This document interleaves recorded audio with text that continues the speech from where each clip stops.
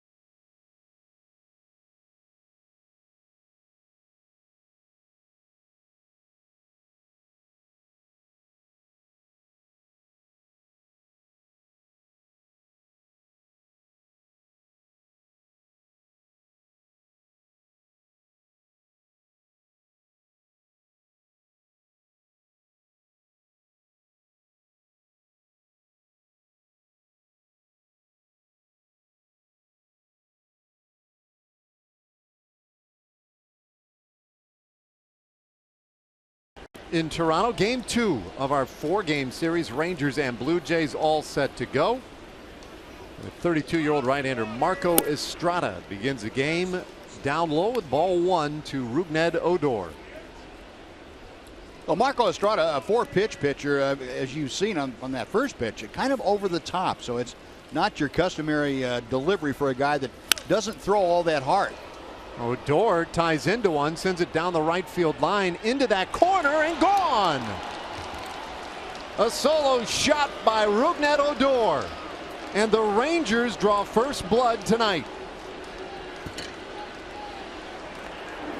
Well, that's one element that Jeff Bannister has talked about with Odor hitting at the top of the lineup.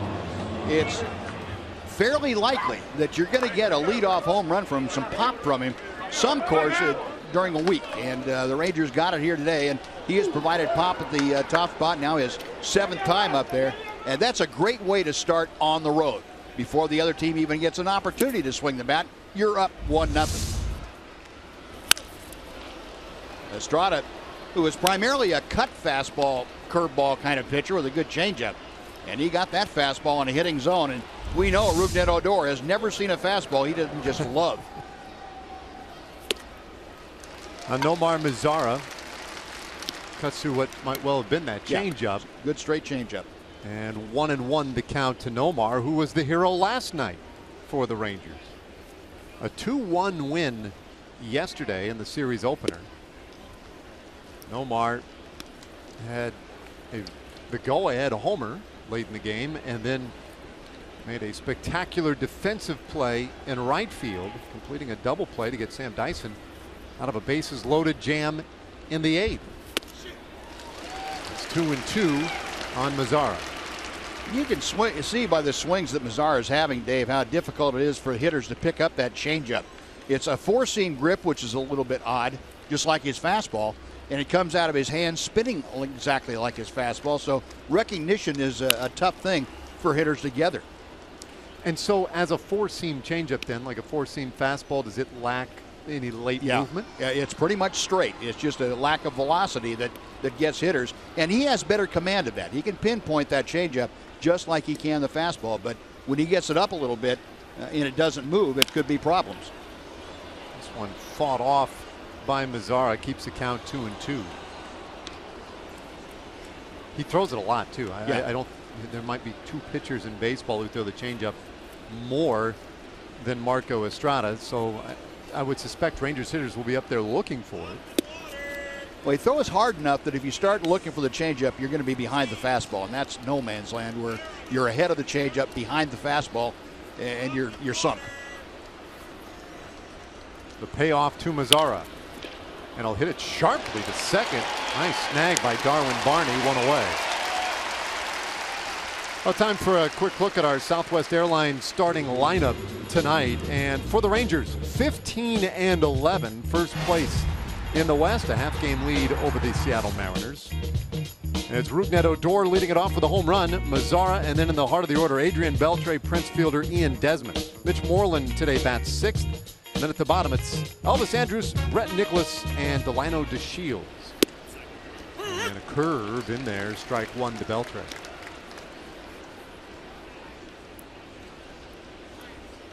Same lineup the Rangers used last night. I guess the only difference, there is a difference, and that is that Fielder's the DH today and Moreland is playing first. But otherwise, everything the same.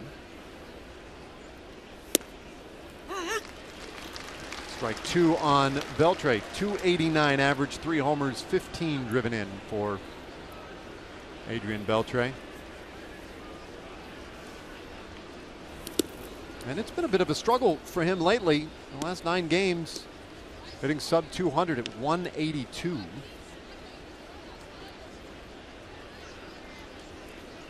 Rangers have been able to work around that a little bit, though. Gets this one foul, and it stays 2-2. Yeah, and as you go through a season, you're going to have ups and downs from everybody in the lineup. The Rangers' hope is that their middle of the order is deep enough that when one of them struggles, like Adrian is struggling just a bit now, the other guys can chip in and pick him up, and that usually is what happens to this ball club. This one left up, and Beltre hits it high in the air, but playable out there for Pilar, and there are 2 gone. Take a look at the Blue Jays defense today behind Estrada. Pilar anchoring things in center field. He's got Michael Saunders in left, Jose Bautista in right. Donaldson and Tulowitzki on the left side of the infield. Darwin Barney gets the start today at second, along with Smoke on that right side. And then Russell Martin doing the catching tonight. Fielder smashes it down to first, Smoke on top of it, and it ends the inning. But the Rangers get on the board first. Rougned Odor on the second pitch of the game. Good night. 1 Rangers.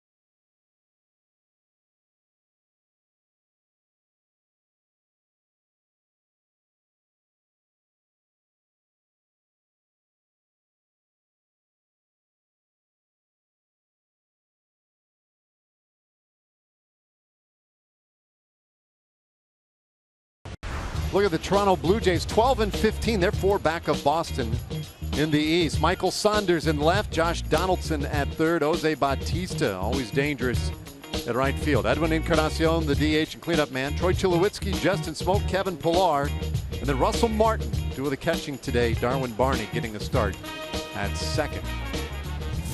And they will face the 25-year-old left-hander from Venezuela, Martin Perez, making his 6th start.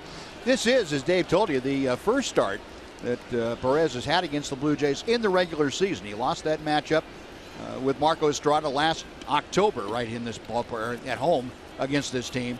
6 innings of work in that particular start, or 5 innings of work, I should say, for Perez, and only gave up 4 runs, and that was pretty good to that Blue Jay team. But he'll look for better here tonight. Good start with strike 1 to Saunders. Left-handed hitter, and he's had a great start. Average up over 300. 8 doubles to go with the 4 home runs. It's 1-1.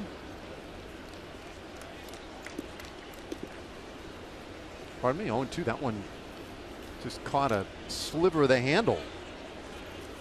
So a foul tip by Saunders. And that puts Perez in a real nice spot now. Lefty working with pretty decent tempo. And it's 1-2.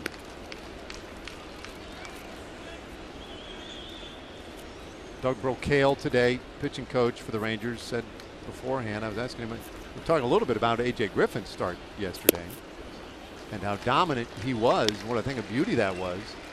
I said, all right, well, so Martin Perez, different pitcher, different style. What do you want from me? He said, I want to see the curveball. I really want to see him use that curveball and effectively today.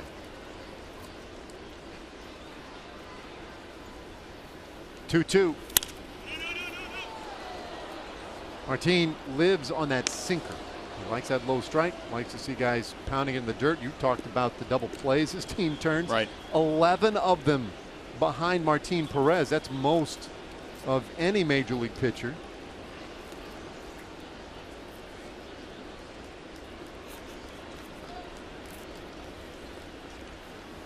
Two to Saunders.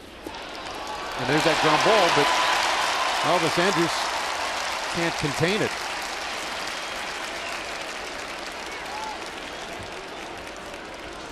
Kind of a slicing line drive off of Saunders' bat, and Elvis had himself in front of it and then went to the backhand as that ball sliced to his right a bit. Tough play for him. He didn't have time to really get the long hop that he would have liked to have had, and the ball did not come up quite as much as Elvis thought it would. And a hard hit ball like that, that's not an easy play at best. A base hit. The lead man on for the Blue Jays. Here's Donaldson. Donaldson, 9 homers, 21 RBIs. I mean, he leads the American League right now in pretty much all of the big power offensive categories. It's 2-0. Yeah, for my money, Dave, that last pitch, that changeup, is really the one that I'd like to see Martin Perez work to these right-handed hitters. That's a very effective pitch. It used to be his best off-speed pitch when he first got to the big league, but he's kind of gone away from that a little bit, using the curveball more. This is again 3-0 to Donaldson. In middle infield at double play depth, Andrus and Odor up a little tighter. That dirt infield is quick. It's the first year they've played with this new dirt infield in Toronto, but it's fast. 3-0, and that one is through. Base hit for Donaldson. And the Blue Jays have the first 2 aboard. Let's take a look at the Rangers defense tonight. Delivered to you by Fred Loya Insurance.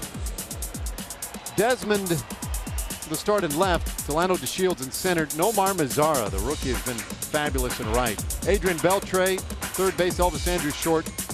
Odor and Moreland on the right side. And for the first time this year, Brent Nicholas doing the catching for Martin Perez.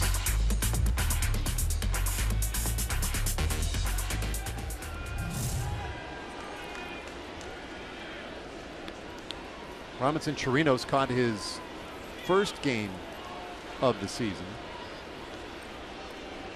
And then Holiday's caught the last 4 outings. So the first time that Perez has been paired with Brett Nicholas. Back-to-back hits to start the bottom of the first for the Blue Jays. That was the curveball, but it misses in the dirt, and Nicholas will take the opportunity to have a word with the left-hander.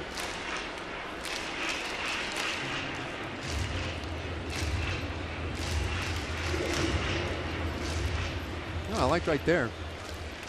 That ball was in the dirt, right? I didn't think so. I thought it was just low.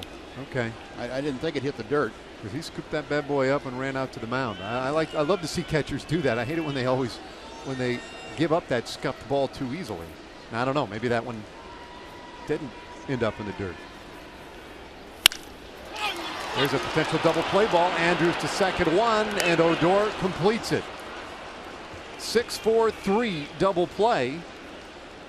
And so much for Bautista in this first inning. Well, that's a good thing about Martin Perez, especially this year. He realizes he's only one pitch away from getting out of trouble or putting a big dent in trouble with that double play grounder. He's not afraid to serve that up. And boy, the Ranger defense again going to work behind Martin Perez and potentially getting him out of a scrape here in the first inning. Oops. He had some frustrations last night and might not have gotten a real good night's sleep. I think he's carrying a bit of a grudge. And that didn't help his mood either. A little fussy tonight. Here's the first pitch to Edwin Encarnacion, and it's a strike. Now, as a pitcher, when you'd see a guy react like that, now, because I tell my sons this all the time, I'm like, guess what? The other team sometimes gets to get you out. Yeah. You know, that's exactly. No one, you know, you're not owed a hit every time you come up. Sometimes the other guy just gets you out. Yeah, but you don't want him to be okay with making outs, do you? I mean, just, no. You know, kind of that's a good thing. But I'd rather not a big scene, sure. Right? I mean, sure. Handle yourself with a little dignity. The guy got you out. We'll get him next time. Appeal on that check swing by Encarnacion. 2-1 to count.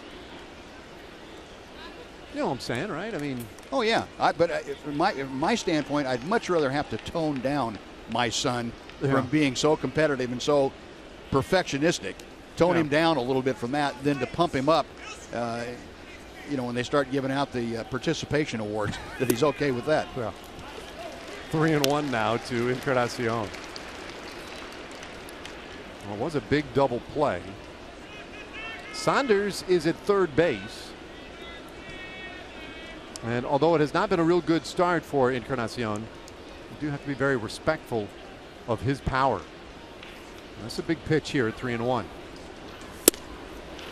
Couldn't get that call on the corner, and now men on first and third for Toronto.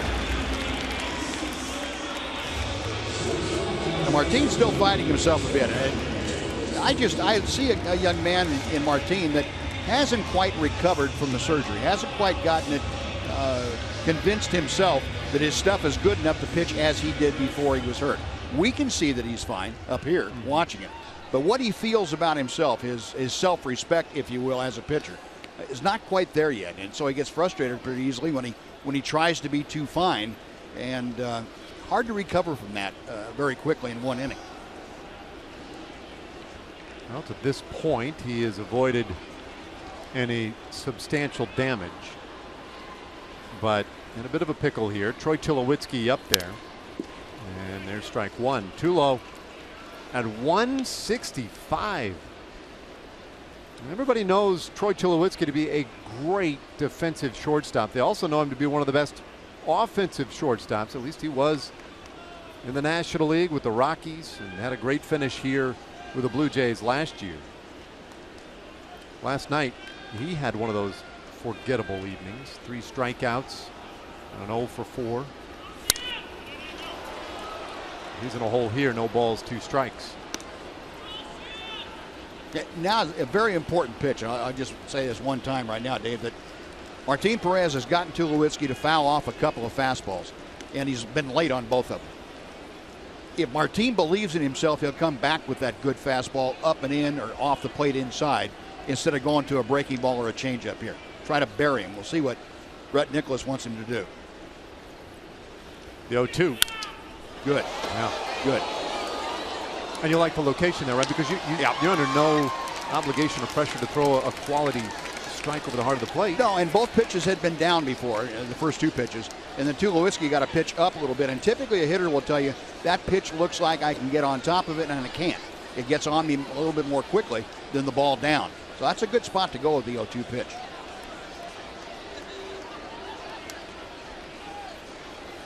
Runners on the corners. And he wouldn't chase the breaking ball outside. 2-2. I saw those numbers on Tulowitzki against left-handed pitching. Hitless in his last 18 at-bats against him. That is unlike Tulowitzki, a great right-handed hitter who in his career is feasted off lefties. One of a number of struggling Blue Jays right now, though, on the 1-2 pitch. That one hit high and deep to center, but not deep enough. DeShields is there, puts the squeeze on it, and the inning is over. So, Martin Perez works around a couple of base runners, 1-0 Texas.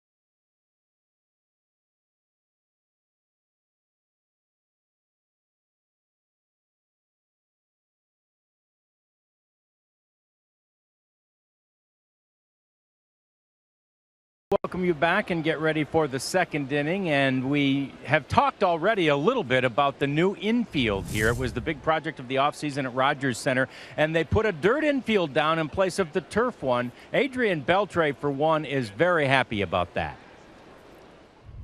For me, it was beneficial because I know that it's going to be better in my legs. And yesterday was I got up to date. I didn't feel that I can normally feel when I play in hard turf, but. We'll see how it goes the whole series, but I think so far is better than what it was.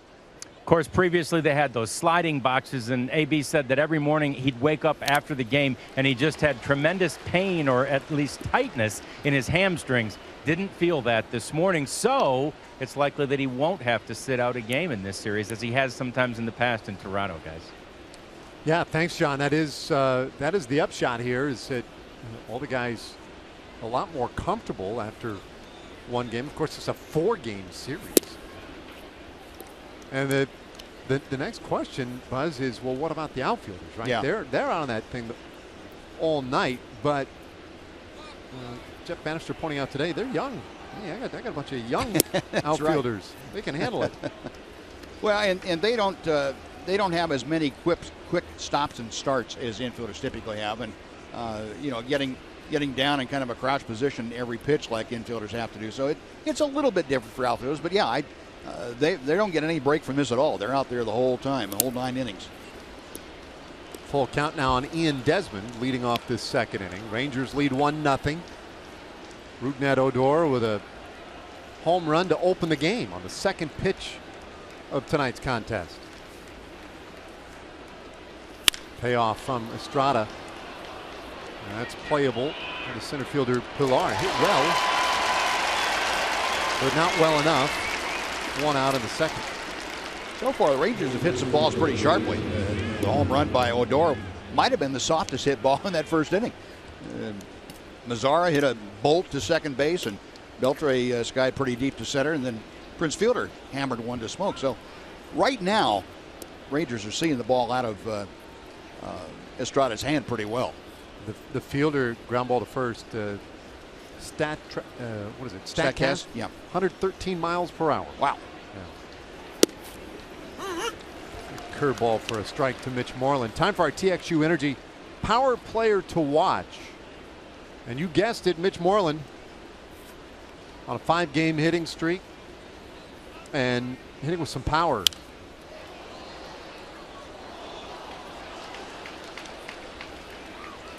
Anytime half of your hits are going for extra bases, you're in a pretty good way.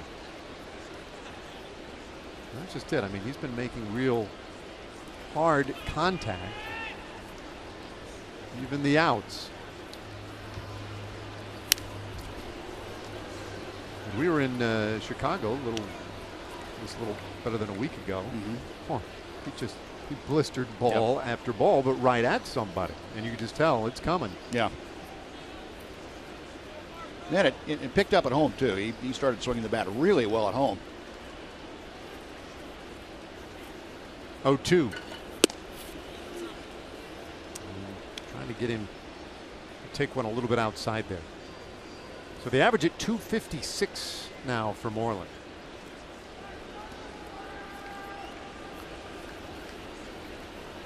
Go a little further outside this time.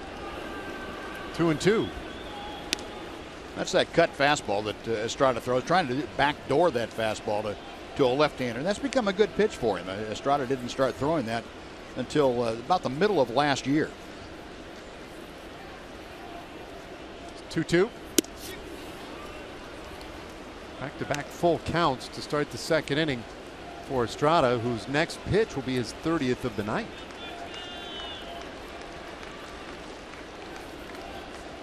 He's already heavily invested in this one. He loses Moreland. The Rangers have another base runner. We'll bring up Elvis Andrus. Well, the Rangers now really need to keep an eye out for Estrada because he walked 4 in each of his last 2 games, and that's unlike him. But he might be in one of those little funks where once he gives up a walk, things aren't coming back together quickly for him. So if the Rangers can strike here while the iron's hot, he'd be in pretty good shape. Already with the 1-0 lead, and this will be the first opportunity tonight for Estrada to throw out of the stretch. And a big curve drops in there for strike 1. Usually think of guys in that first little bit of a game out of the stretch as maybe disruptive, but I guess if you're scuffling a little bit or having trouble with a release point or something, it might work the opposite as well, right? Might be beneficial for you. Cut down the motion in your delivery. 1-1 to Andrus. And we've seen quite a few guys now at the major league level, starters, and Yu Darvish comes to mind, work out of the stretch the whole time. Relievers did it for quite a few years, but just in the last couple of years, or 5 years anyway, starters have begun doing that. It's not a bad idea. Not much of a lead at first. 2-1 now to Elvis. I don't expect Moreland to be going anywhere anytime soon. Elvis was hitless last night in 4 trips, 2 for his last 14. So he's cooled off a little. Or he gets a good pitch to hit here and hits it well to left field. Saunders has room, and they're 2 gone. That's too bad. It looked like Elvis got that just down toward the end of the bat, ever so slightly. Had a good swing on it, had it timed pretty well, but didn't quite center it up.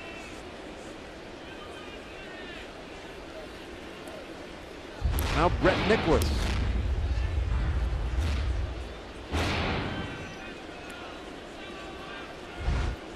.358 batting average.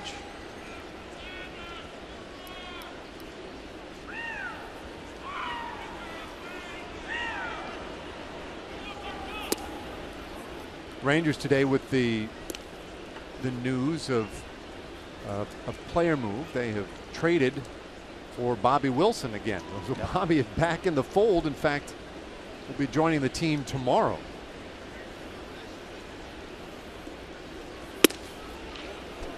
(2-0). Now that does not mean, you can expect that was a big part of the conversation today with Jeff Bannister beforehand. It does not mean that either of the catchers are necessarily in jeopardy of being sent down. It stands to reason, but depending on tonight's game, it's possible they would keep all three on the roster. Yeah, they could keep all three catchers, but you would almost have to go to a 7-man bullpen, so you'd have a 4-man bench. Couldn't see having 2 extra guys or 3 extra guys only, and 2 of them be catchers. That'd be pretty rough. No, that wouldn't make any sense. It would definitely be with a casualty in that bullpen. 2-2 now to Nicholas.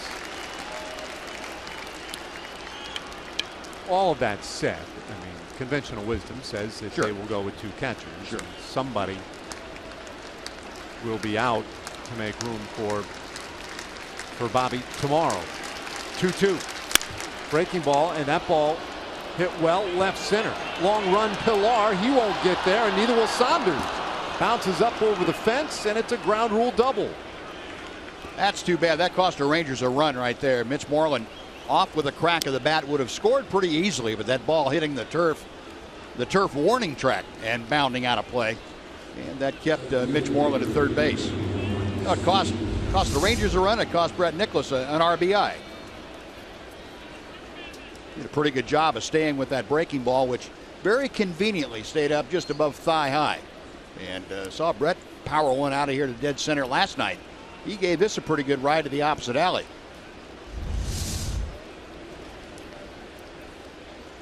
Yeah, good news, bad news. I guess you always take the double. The bad news is they could have gotten a run out of it had it stayed in the ballpark. Now a great spot for Delino DeShields. Look out.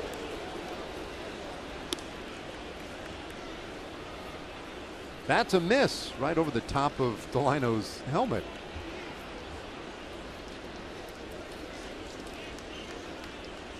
DeShields' last 3 games, it started to look a lot better for him. 5 for his last 11.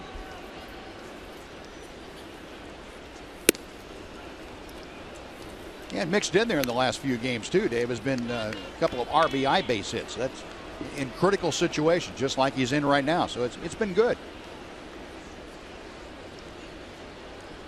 Confidence perhaps growing a little bit down there in that 9th spot on the order. And this would be a big spot for him if he could come through here. Takes a strike, 2-1.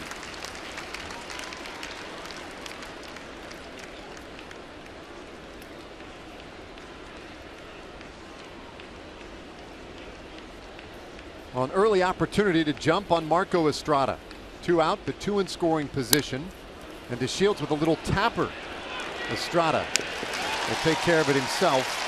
And the Rangers leave 2 men in scoring position. We played 1.5, 1-0 Texas.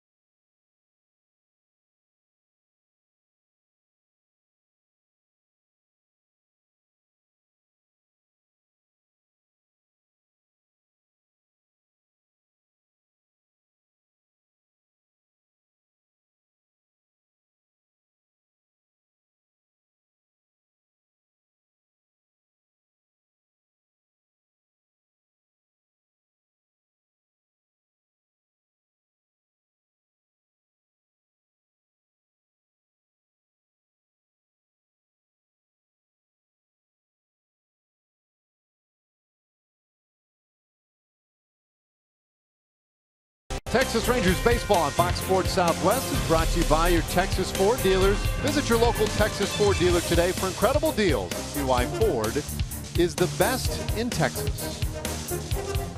Beautiful scene up here in Canada. CN Tower, the left side of your screen. We're in the Rogers Center.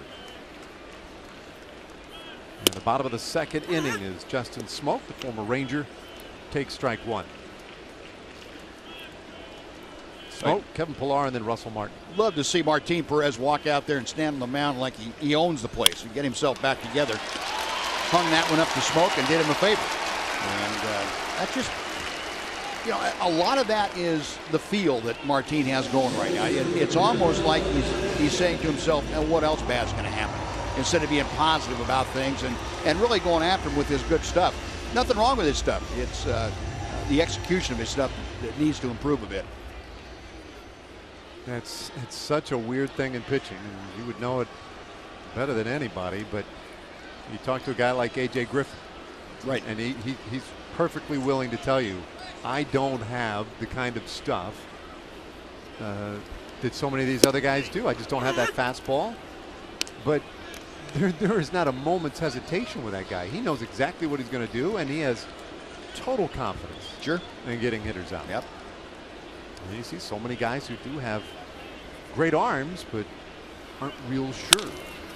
Pillar may have just helped him out. A little roller to Andrus. One, Odor to first. Two. Double play. 6-4-3, and that's the second time tonight for Martin Perez. His totals grow, the team totals grow, and they both lead the world. You know, that's a good news, bad news too for Martin. Yeah, a lot of double plays, that's great, but it also means you're getting a lot of guys on base. And you know, from his standpoint, I think too many guys are having an easy time getting on base. Walks, ill-timed walks, and like Smoak, hang a breaking ball on the second pitch to him, and you know, do him the favor of giving him a cripple to shoot. Well, now Russell Martin. And he hits this one sky high in the air. Should stay in the ballpark. And DeShields will squeeze it for the final out of the inning. So 3 up, ultimately 3 down. We go to the third.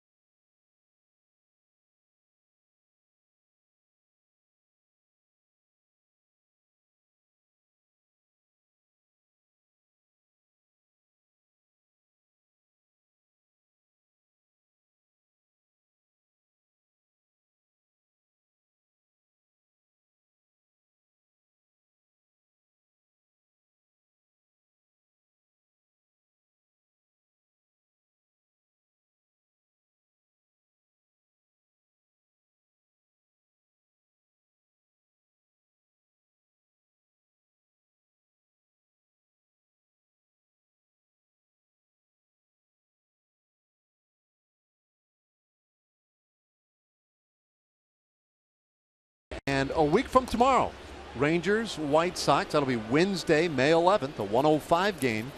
Take your lunch break out at the ballpark and enjoy all the dollar hot dogs you can eat, courtesy of Texas Chili Company. Visit TexasRangers.com for tickets or call 972-RANGERS.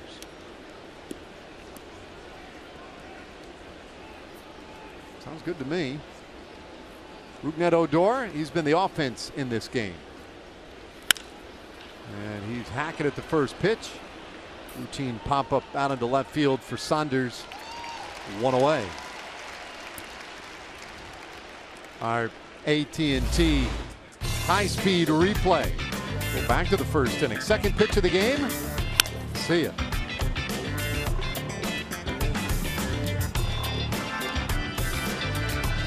Fourth home run of the year for Rougned Odor, and it has been a 1-0 game since.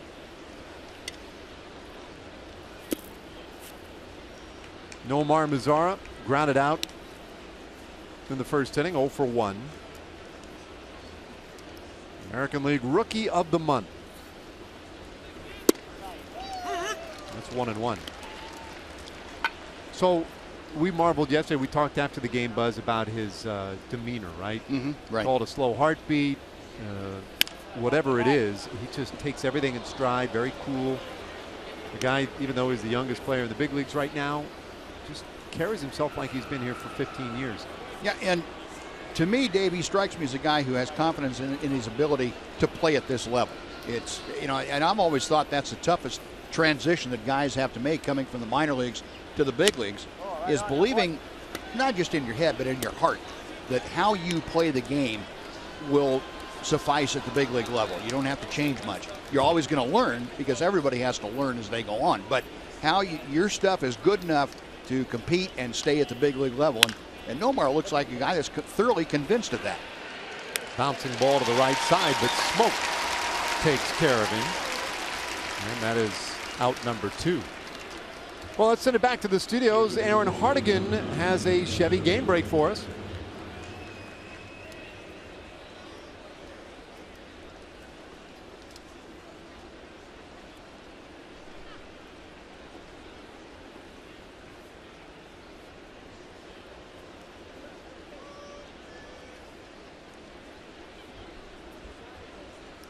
Adrian Beltre batting with 2 out here in the 3rd inning. Dave Raymond, Steve Busby with you from the Rogers Center.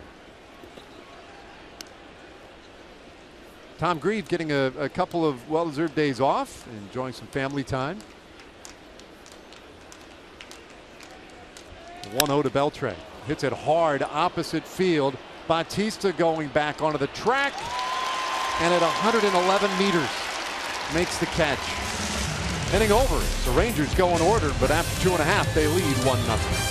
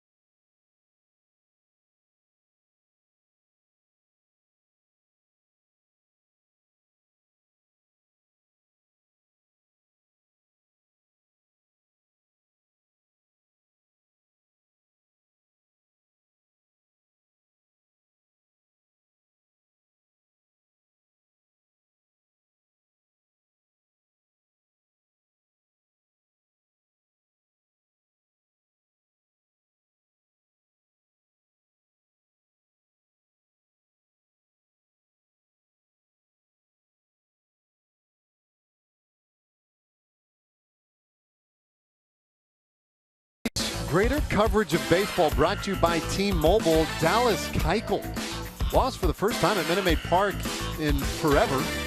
Bartolo Colon, second all-time now Dominican pitchers with 220 victories, trailing only Juan Marichal, a Dominican dandy who had 243 in his career. Adam Wainwright's hitting the ball. I mean, he's swinging it, but and that's helped him to 2 victories, but the ERA has not been Adam Wainwright-like. 3 of the big stories in our greater coverage of baseball, thanks to T-Mobile. Darwin Barney shanks one foul. 1-2 the count. It's bad news for Wainwright. You go 3 for 5 and your ERA is still almost higher than your batting average. That's not good. It's not. That is not good. Unusual too. He's one of those guys though. You'd be a fool to bet against him. 2-2 now to Barney, who comes in at a .310 average. He's a very, very competent defensive middle infielder. And kind of the utility role for the Blue Jays, and he goes down swinging to start the bottom of the 3rd. How about Juan Marichal though? Yeah. Bartolo Colon just about has him. Well, Bartolo is going to be a Julio Franco pitcher. He's going to pitch until he's 50, the way he's going. Well, he only throws about, I don't know, 2 or 3 breaking balls every game, and he does all fastballs. He had 81% fastballs this year. Bartolo Colon. That's not going to take much out of you. I think he is going to be a shoo-in for the Hall of Fame when he retires in 2073. Right. I mean, simply by virtue of pitching in 4,000 games. He is amazing. How about the difference? Just think of the difference between those two. Juan Marichal, the all-time winningest Dominican-born pitcher. Graceful, the high leg kick, tremendously athletic, could hit. And Bartolo Colon. Not so much. But both of them effective when they get on that hill. 2-0. That's a little tight. Now, Bartolo, I get about him throwing that many fastballs. You can hit a gnat in the rear end from 60 feet the way that Bartolo can. You can throw all fastballs. Yeah. He's something. Very well liked. I mean, guys who played with him, they love him. He is a character and has sort of embraced his role as this the bad body pitcher, if you will. Yeah. Doesn't take himself too serious, or it doesn't appear to. 3-1 to Saunders, who reached on a hard hit grounder in the 1st. Just a little too hot for Elvis to handle at shortstop.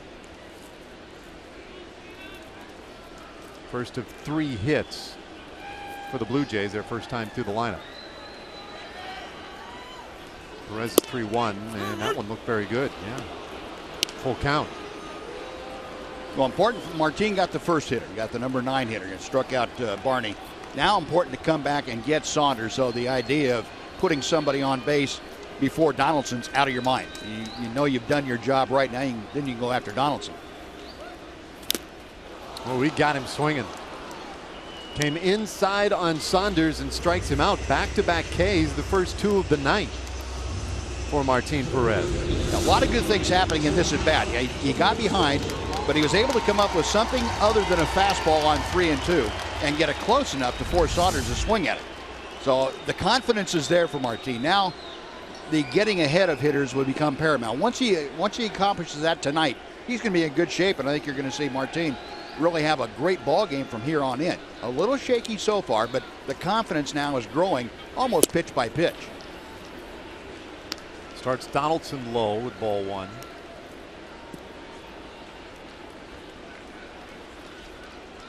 Donaldson reached on the hit to left field in the 1st inning. It's 2-0. Well, Donaldson's not a guy that you want to be extremely gregarious against in a 1-0 game. You want to be careful with this guy. You're a left-hander. That's probably a wise move. Especially now you get behind him. Okay, but you put him on, that's okay. It's not a bad walk. And remember, he swung at a 3-0 pitch last time up. Danger, of course, still does loom with Bautista in the on-deck circle, although they're going to perhaps have to fit him for a straitjacket before the series is done. A walk to Donaldson, and here comes Bautista. Also, Doug Brocail racing out to the mound. Yeah, I think Doug's just going to make sure that Martin is holding things together and emphasize to him, okay, that you got to remember that that's Donaldson up there, and he hits left-handers very well, and this is a 1-0 game. That's not a bad walk. You would have rather gotten ahead of him, but once you got behind him, that's not a bad walk at all. Now refocus and go get Bautista, who's not swinging the bat as well as Donaldson is. Yeah, that's well said. Not swinging the bat as well as Donaldson, and not even close. It has been a slow start for Bautista. Still with 18 RBIs. And a good bender just missed.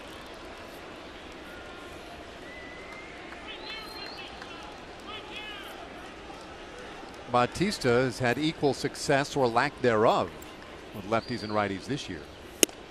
And takes a beautiful strike from Perez. 1-1.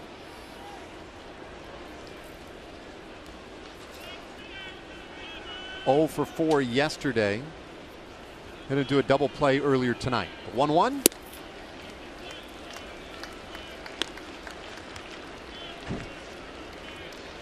Still muttering and mumbling to himself up there. You can see last 3 games he's a bit of a tailspin.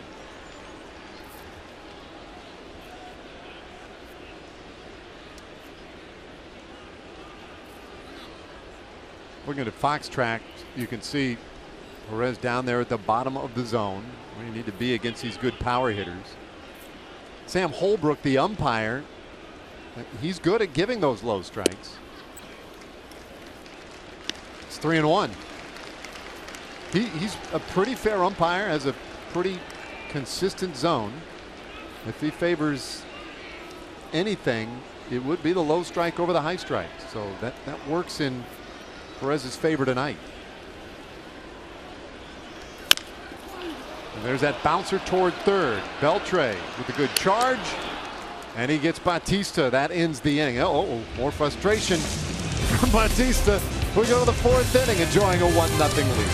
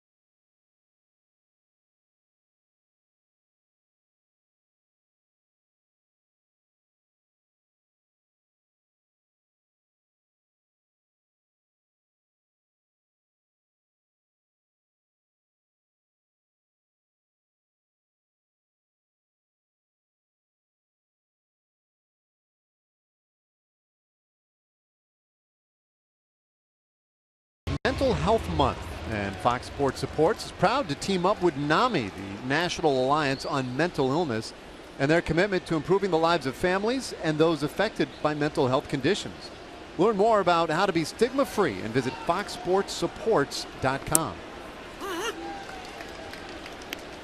First pitch strike to Prince Fielder, and we're underway in the 4th inning. 1-0 Texas.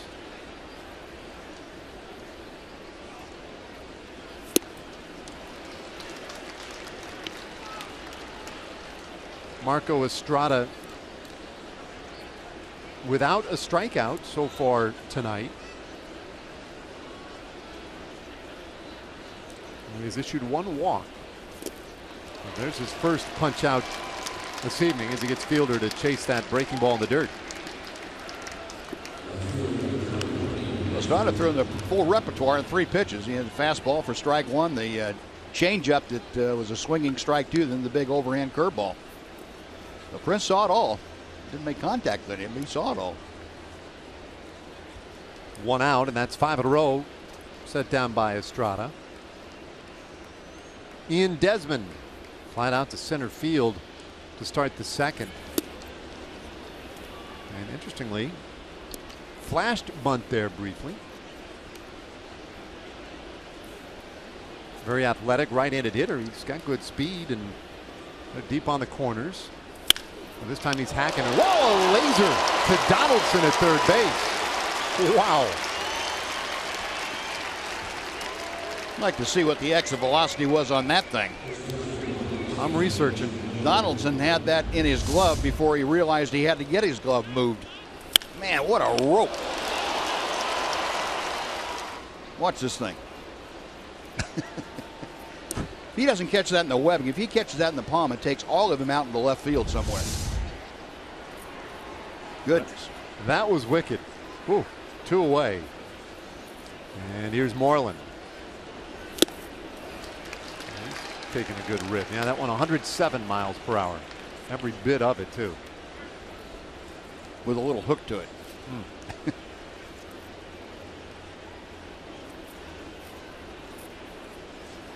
You said it earlier. There's been some hard contact against Estrada tonight, and there's just another example. Yeah, the bad news is he's starting to settle in a little bit. The last 5 or 6 hitters started to get himself ahead of hitters and using his whole repertoire pretty effectively. 2-strike pitch to Moreland, and that ball hit hard but foul. Howdy, babe.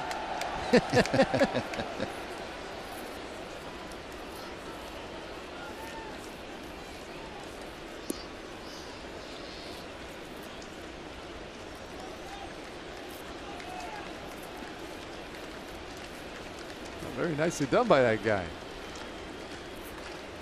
2-strike again to Moreland, and he'll bounce the breaking ball weakly to Darwin Barney. 1-2-3 inning, and don't look now, but Estrada is retired 7 in a row. We go to the bottom of the 4th.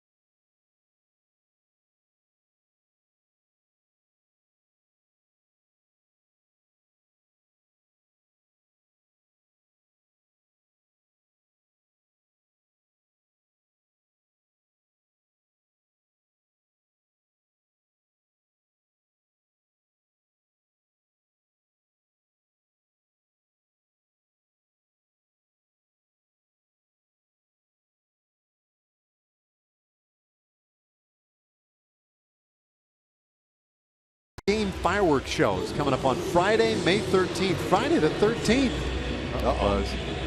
Run out the ballpark as the Rangers take on the Toronto Blue Jays. It's a 7:05 game, and then stick around for a Friday the 13th themed post-game fireworks show. Get your tickets now at TexasRangers.com or just give them a call, 972-RANGERS.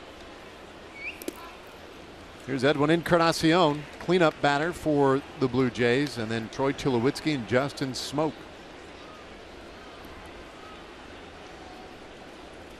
Home half of the 4th inning.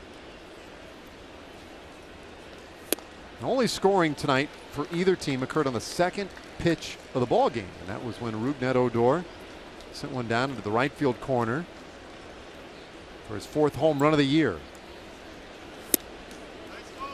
Perez 3-0 now on Encarnacion.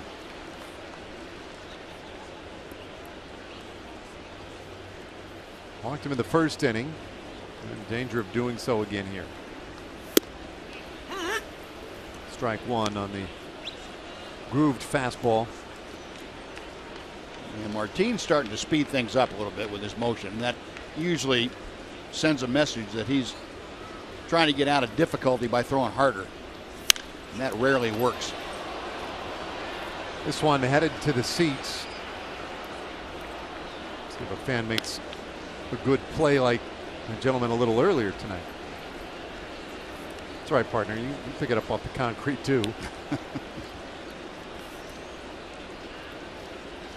you go. A youngster right nearby. Looks like perhaps his. Well done.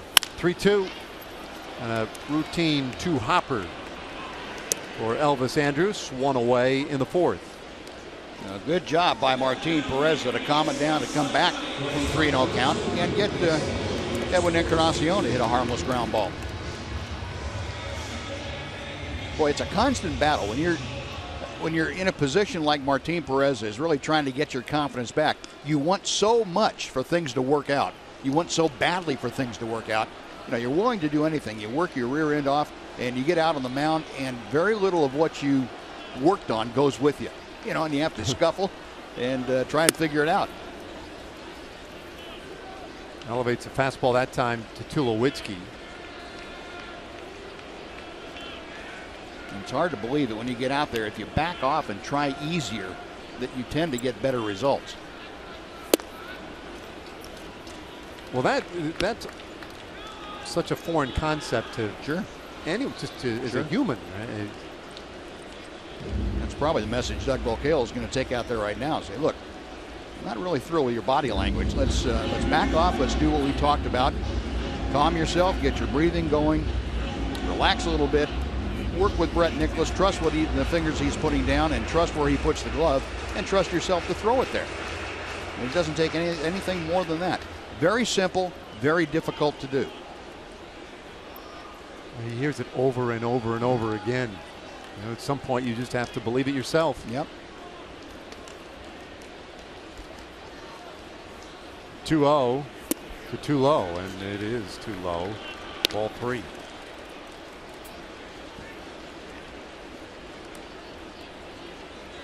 So he went 3-0 on Encarnacion and does the same thing now to Troy Tulowitzki. There's the automatic strike.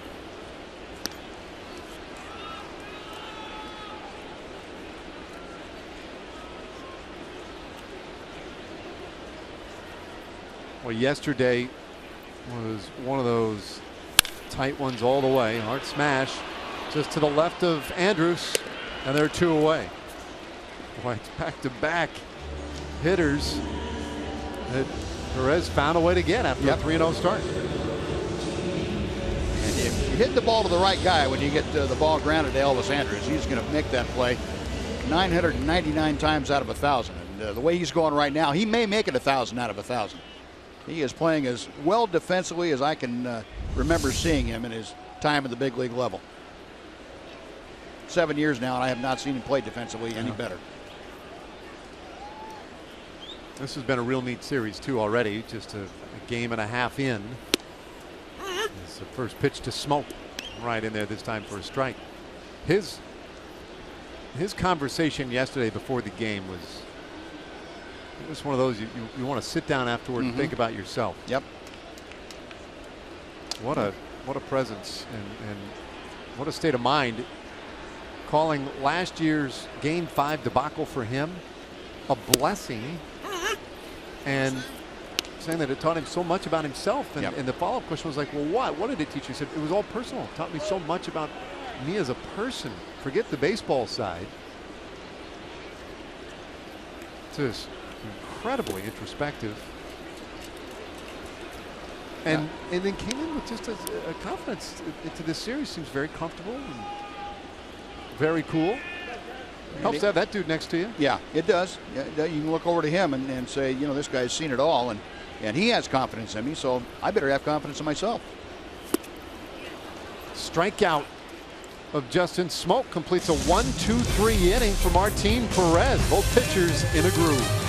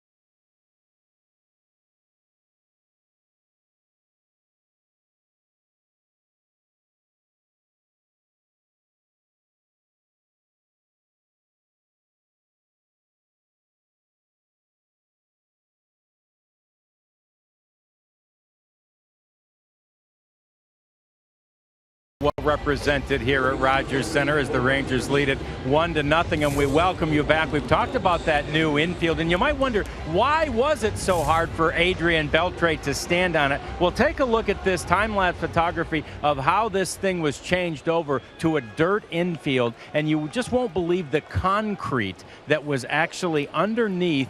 Basically an inch or two of carpeting. It was just straight concrete, and that's all it was below that carpeting. They took it out. As much as 1 foot of concrete was removed. They then put a mixture of clay and gravel and several layers of dirt and put about a foot back in there, so it made it much more playable and obviously much more forgiving for guys like Adrian Beltre, who were 37 years old. They said it was a project that was almost too big for an off-season. I asked if they were thinking about doing the warning track next, and they said that's going to have to be for another year, guys. Yeah, all right. Yeah, thanks, John. Of course, you look around the ballpark, and this city has all kinds of construction issues everywhere you look. They're busy in this town. They got that infield done. Great.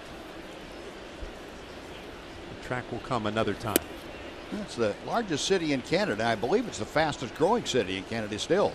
I get that sense just walking around. They're constantly putting up new buildings. Appear to be a lot of room, but they're working. Elvis Andrus grounded out to his opposite number to start this 5th inning. Now Nicholas, he hit a ball real well in the 2nd inning, a ground rule double, and that was the last base runner the Rangers have had.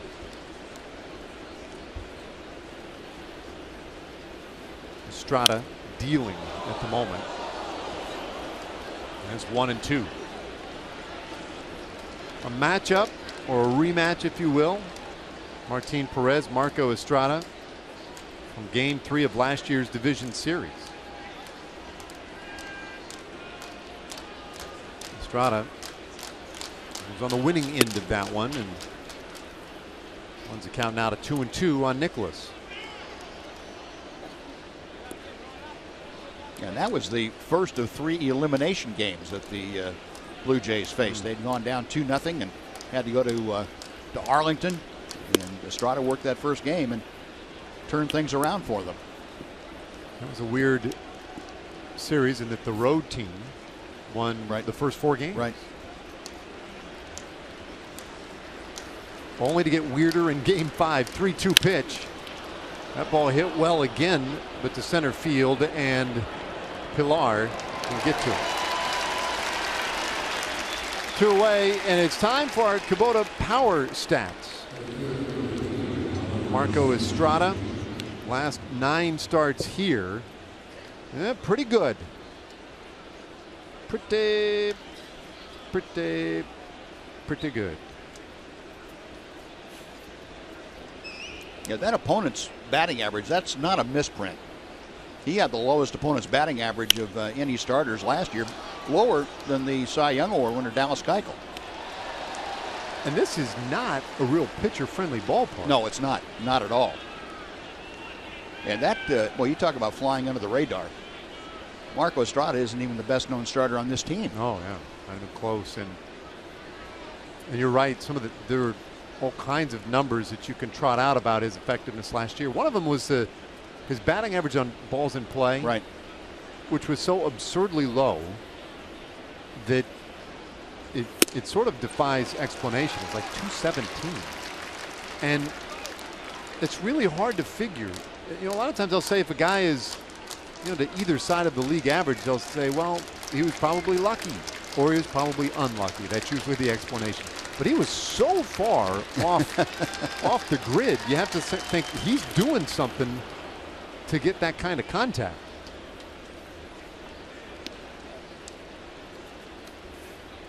And it's funny, the guys that can kind of quietly slip by everybody's radar, but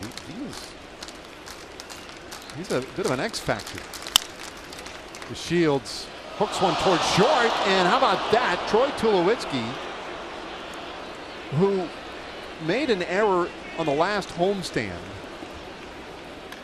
and it was notable. I mean, they stop traffic and discuss it in this town when he makes an error. That one looked like a routine grounder for him. Yeah, I know that it probably is going to be ruled an error, and it is. But with Delino DeShields running, he would have had a very tough time. As good as he is, he would have had a very tough time making an off-balance throw and getting it there to beat Delino. That's a real good point. You almost wonder if that was on his mind and forced him to, you know, maybe pull that glove up, whatever it was. No doubt. Try to get into that throwing motion quicker, and you know, Tulowitzki knew exactly who was running and how much time he had. 2-time Gold Glove shortstop in the National League. Just take a look at the modest lead by the Shields. It's 0-2 now on Rougned Odor. Yeah, with 2 strikes on now, you might see Delino take a little bigger lead and see if he can't swipe a base. Not going, and it's 1-2. The idea being, if you steal it, then you're in scoring position for Odor. If you don't, still have your leadoff man starting off the next inning, and he's got a fresh count. A little bit bigger lead, perhaps. He's still holding, and Odor strikes out swinging to win the inning. Rangers get a base runner, but can't do anything with him. We're halfway to the house, 1-0.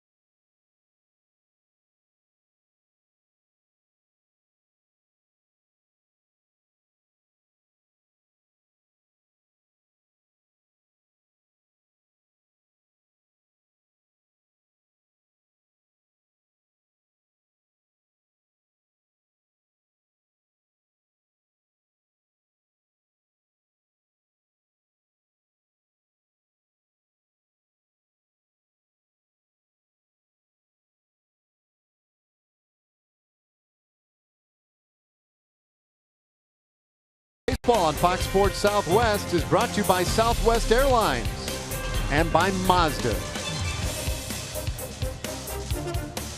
Night settling in here in Toronto. Rangers lead 1-0 as we play on in the bottom of the 5th inning. Bottom third of the order for the Blue Jays, and Kevin Pillar 0 for 1 takes ball 1.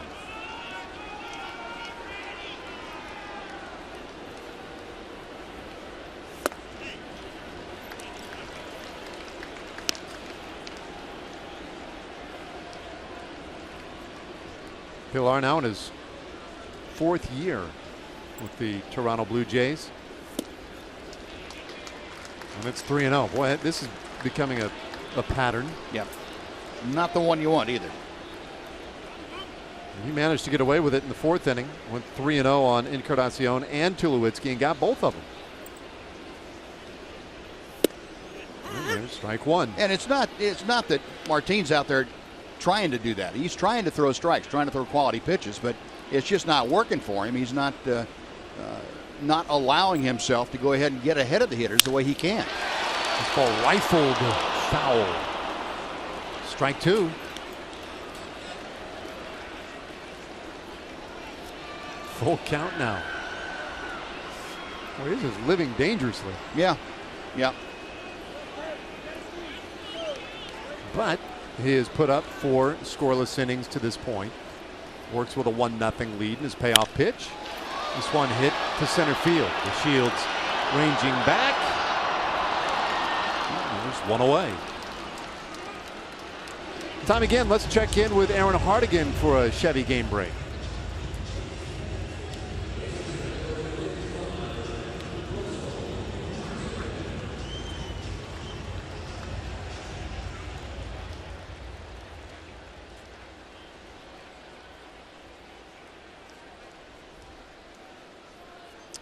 All right, thanks, Aaron. Yankees 8-15 coming into play today, and they've lost 5 in a row. Strike 1 in there to Russell Martin.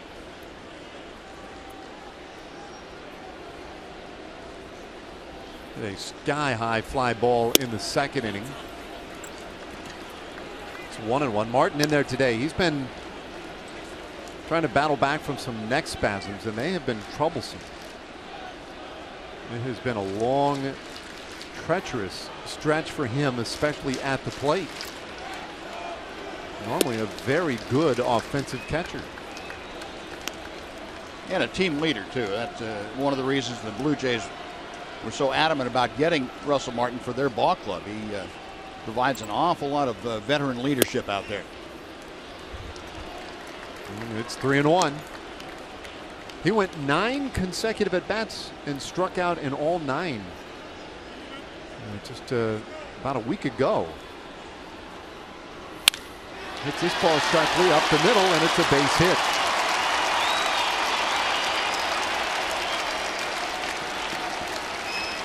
Well, a real key for these Blue Jays going forward. They've got to get him healthy and get him back in the lineup. How about that breakdown, Buzz? Balls and strikes there. Yeah, it's been a frustrating outing for Martin Perez, and you know he's fighting himself. He's also trying to find a very good Toronto Blue Jay team, but one battle he's winning, and one battle is kind of a toss-up right now. The one with himself is about a 50-50. Darwin Barney, 9th place hitter.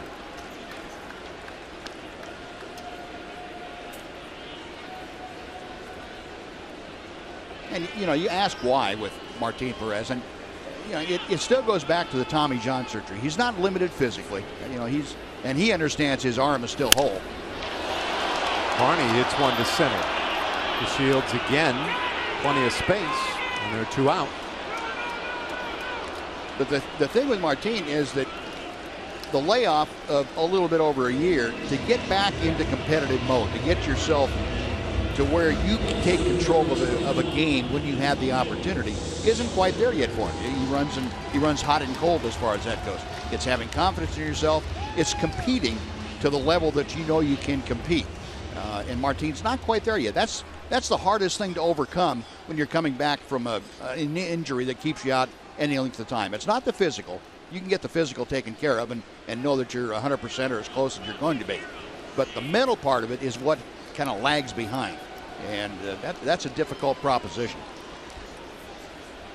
And even with that breakdown we just saw and some of the, I guess, frightening moments early on here where he has fallen behind so many hitters, he's allowed just one runner to get past first base. Yep. Well, a couple double plays have helped him, and that's making a good pitch at the right time and having the good fortune to have it grounded at somebody.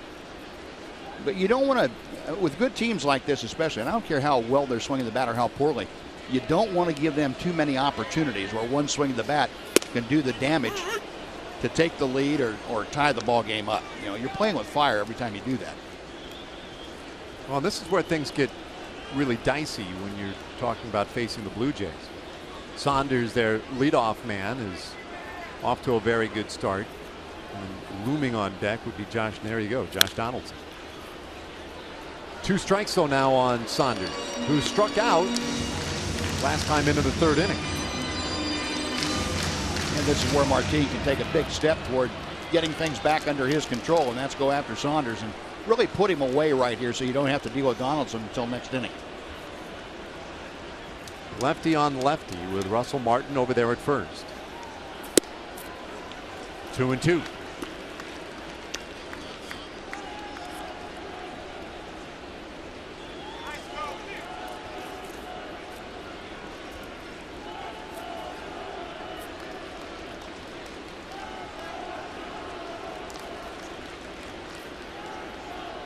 Perez trying to work his way through the 5th inning, and his 2-2 pitch just missed.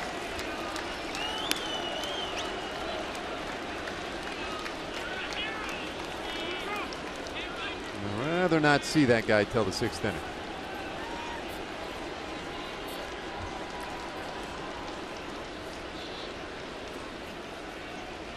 Martin will be running. There he goes, 3-2 pitch, and that's ball 4. And so for the 2nd time tonight, Toronto has a runner in scoring position. And that wouldn't fall in the category of a good walk. That's the one you wanted right there. You wanted to make Saunders swing the bat. Yeah, he moved into a leadoff spot, and he's done very well there. But still, lefty against lefty, you've got to go after him and bury him when you've got Donaldson in the on-deck circle. You could argue that's the one guy that you absolutely could not walk all night. And there he is. Donaldson up, a single and a walk in his first 2 times in.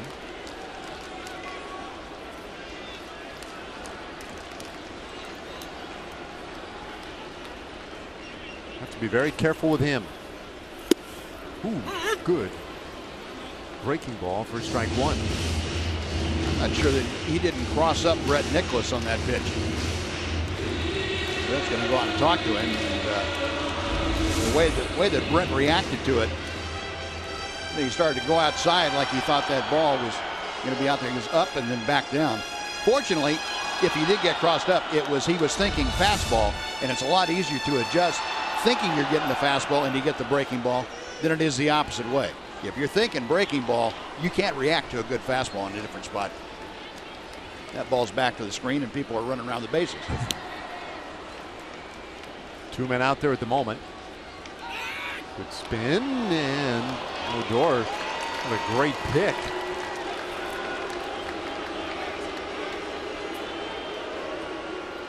Here's our Ford leaders board, and yeah, 3rd baseman productivity. You've got 2 of the best in the game tonight. Beltre with the lead over Donaldson, who's at the plate. Foul ball.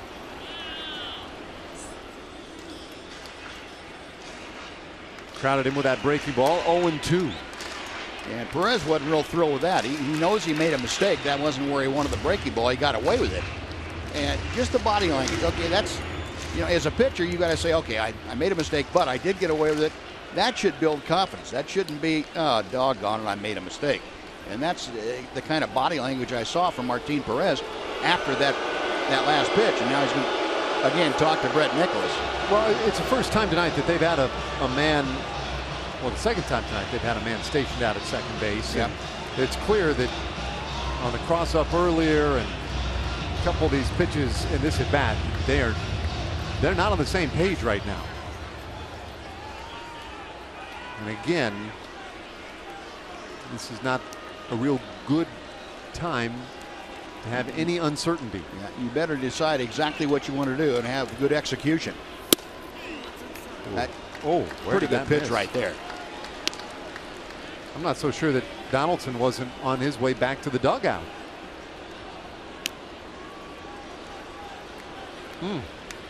Just a skosh inside. 1-2. I'll do it again.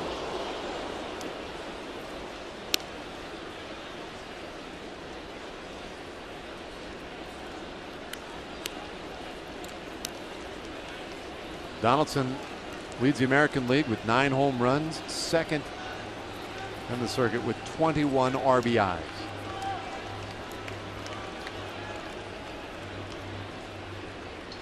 On the way from Perez. And that one headed the other way. Down the left field line, curling toward the corner, and that is a long foul ball.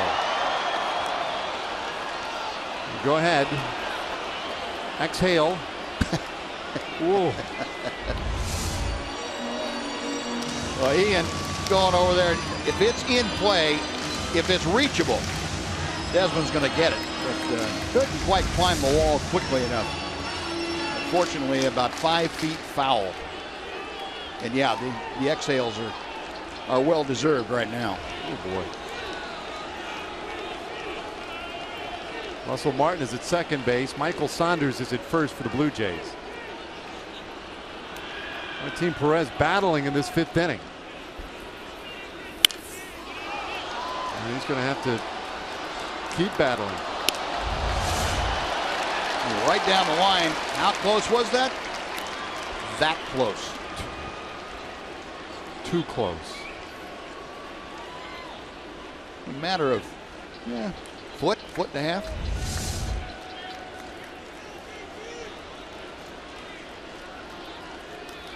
Some high stress pitches right here from Martin Perez. Long pause and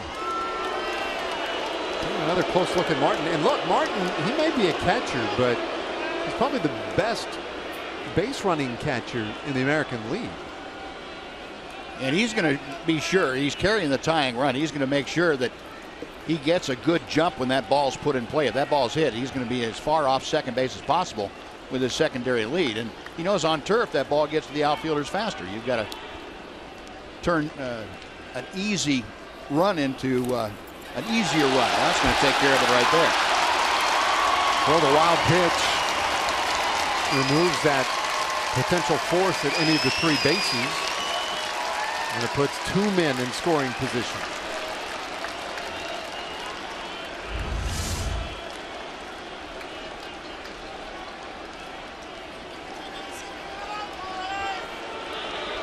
Brett Nicholas had that glove was up a little bit, so the ball bounced, and instead of hitting his chest protector, it went off the heel of his glove and kicked to the right. And that's where you want the catcher to just get that chest protector in front of the ball, keep the glove down so it blocks that 5-hole. And Brett with the glove up trying to catch the ball on the short hop, and it carried him away. Well, Nicholas has spent some time out at the mound this inning too. He's trying to get everything straight. 2-2 pitch. Uh-oh. Nobody coming. That one so wildly off the mark that the backstop made one heck of a play. Oh, doctor. Yeah, Adrian's going to go out and talk to Martin Perez right now. You got to look at that.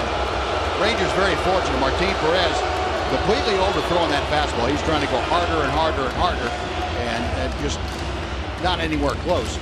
Beltre's going to talk to remind him now that he's got first base open. Yeah, you've got Batista coming up next, but Donaldson is right now swinging the bat better than anybody in the Blue Jay lineup.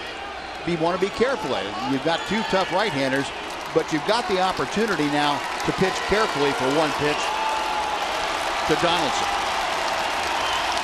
Payoff on the way. got him looking. Oh, man. What a finish to the 5th inning for Martin Perez as he strikes out Donaldson to leave him at 2nd and 3rd. That's what we call wildly effective. 1-0 Rangers.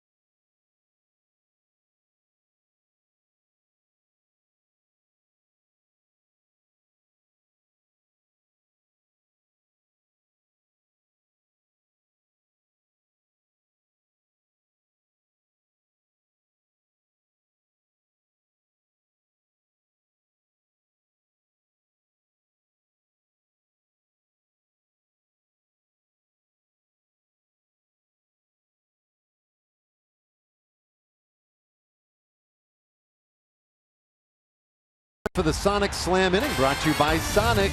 Tonight's jackpot, $2,300 in dinner for 2 at Sonic Drive-In. For Ranger hits a home run during this inning, Marie Phelps of Allen, Texas will win $2,300. But if a Ranger hits a grand slam this inning, well, Marie will win $25,000. You can register at any participating Sonic restaurant. All right. Let's go, Marie. Nomar Mazara, Adrian Beltre, Prince Fielder in the 6th inning. Martin Perez executing as well as you possibly can on a 3-2 pitch. I would bet my bottom dollar that Josh Donaldson saw the little conference right before that last pitch, Beltre going over, and he was looking for a breaking ball on 3-2. He thought, well, they're not going to give in to me, so I'm going to see something off speed on 3-2. Fastball right on the inside corner. Good night. Nicely done, Martin. Boy, he has pitched himself into and out of a lot of sticky situations and at-bats tonight. None bigger, though, than that strikeout of Donaldson. And there you see Banny. Yeah, not a babe. Yeah. Good job out of you. That's going to be it after 5 innings. Tom Wilhelmsen getting loose in that Ranger pen. 1-0 Rangers lead. Beltre. Ooh, big bender from Estrada. I think maybe more than Martin running out of gas. Doug Brocalo to run out of gas going out to the mound. He'd run his wind sprints out there. He's out there every inning. Nah, I'm just kidding. Doug's in great shape, and Martin was battling as hard as he could. Yes, he was. That really was a phenomenal 4th and 5th inning out of him. 1-1 now to Beltre. That's the one thing, you know, there are plenty of things that one could criticize, but the reality is, whatever mistakes he made, whatever problems he created, well, he showed a lot of gumption, fighting back and getting through them. Yep, he was able to do that. There's no doubt about it. Ball and 2 strikes on Beltre, who's flying out to center and to right. He's had some good swings tonight. Reaches out for that one. Taps it right to Darwin Barney. 2 away. Hey, on Wednesday, May 25th, join the Texas Rangers Baseball Foundation and Park Place dealerships for the Triple Play Game Show Spectacular. The theme for this year's event is Field of Dreams. As always, Triple Play features live and silent auctions, game shows, and attendance by the entire Texas Rangers team. Visit TexasRangers.com triple play for individual tickets or to reserve a table. 2 gone, bases empty for Prince Fielder.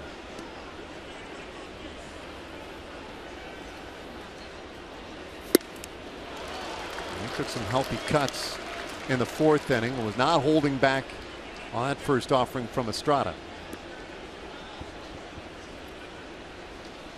And then with the average at 208.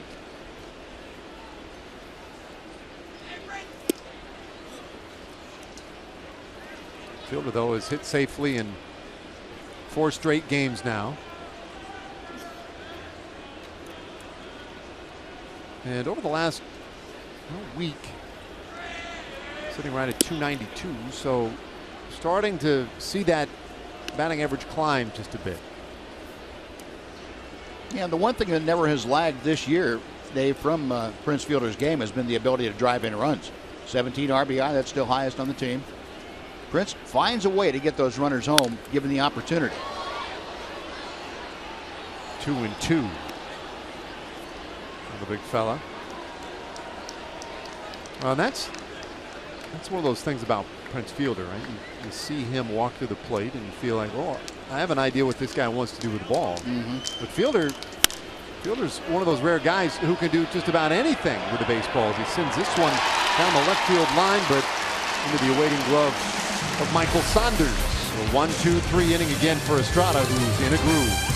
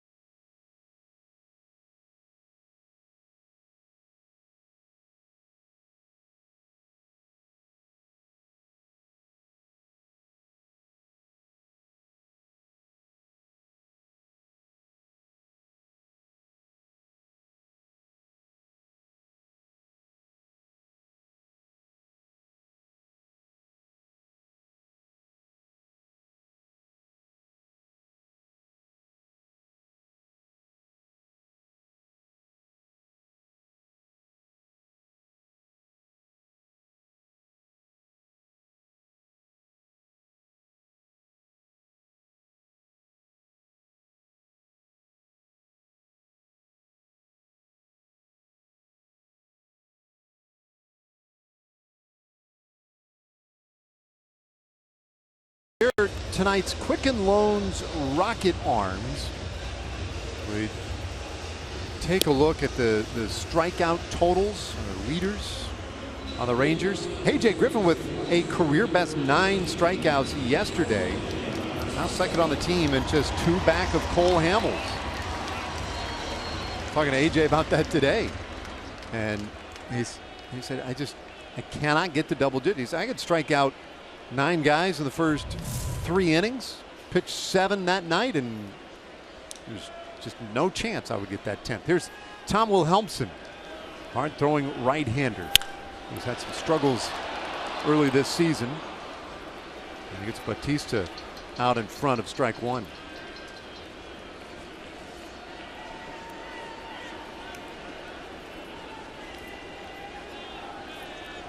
Bautista, a guy who has struggled mightily these first 2 games, and shoots another one foul down that third base line.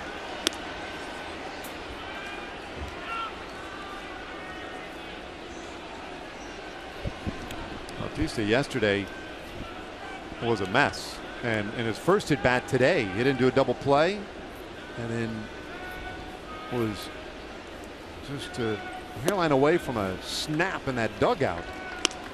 1-2 the count.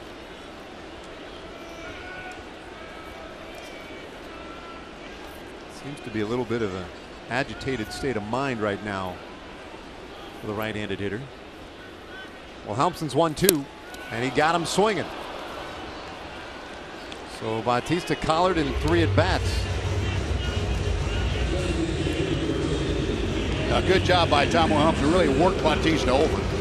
A couple of loud foul balls off his bat, and Tom throwing that cutter / slider away from him, and Bautista went down waving at it.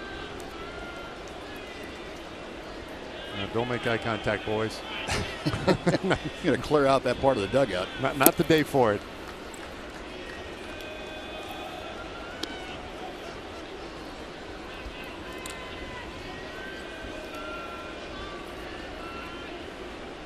I guess he's kind of getting that same treatment a pitcher gets on a no-hitter. He's got his own no-hitter going in this series. Now, I don't know if that's as much superstition as it is self-preservation. You don't want to get a piece of equipment lodged between your teeth. Back-to-back powerful right-handed hitters here for Wilhelmsen. And he's jumped ahead of Encarnacion, 1-2. Guy who has had some success and a closing role in his career. A good time in Seattle. Brings a good power arm to this Rangers pen. 2-2. After a difficult start, though, had gone 4 consecutive games, posting a scoreless inning until Sunday. He allowed a run and ended up taking the loss on Sunday.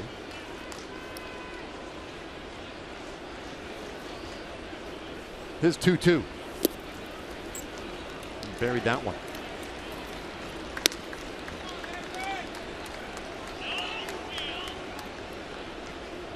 Encarnacion.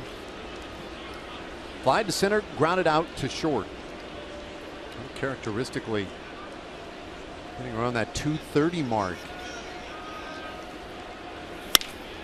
He hits this one on 1 hop right to Elvis Andrus.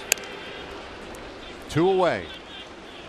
Hey, head to Globe Life Park on Sunday, May 15th and enjoy a post-game concert from Toby Mac, presented by Buckner International. The concert follows a 2:05 game against the Toronto Blue Jays.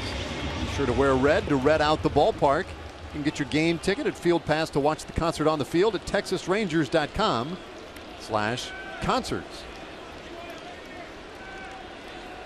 And it seems like every promo involves the Blue Jays. It's because the Rangers have a lot of games against the Blue Jays in this 2-week span. You have the season series all wrapped up in 2 weeks. Home and road. 7 head-to-head contests in a 14-day span. This one rifled into left field. Tulowitzki back in the hit column for the Blue Jays. Well, it's been a struggle for him. A 2-out single for Tulowitzki brings up Justin Smoak. Now, the good part about that is Tom Wilhelmsen made Tulowitzki go out and reach for that pitch. Didn't give him anything he could pull with power. Jesse Chavez, the right-hander in the Blue Jay bullpen, we'll probably see him next inning, or apparently. But Wilhelmsen not giving Tulowitzki anything he could really jack out of the ballpark. Now the switch hitting Smoak, who is 1 for 2 tonight.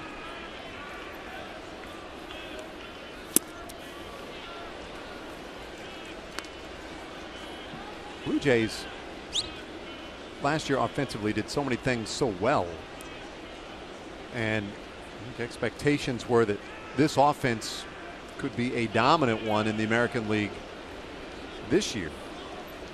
But the big fellas have gotten off to slow starts, and overall as a team it's been a really tough start. And the one thing they didn't do much last year that they're doing a lot this year is they're striking out. They're swinging and missing.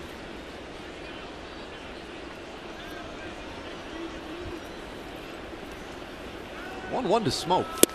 Here's an example.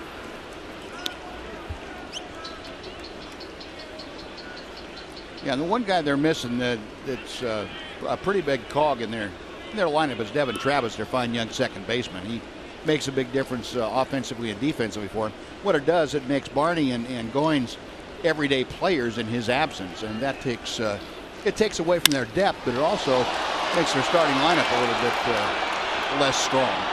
Smoke just missed that one, and Desmond is there to put it away. A scoreless inning for Tom Wilhelmsen takes us to the 7th inning tonight in Toronto.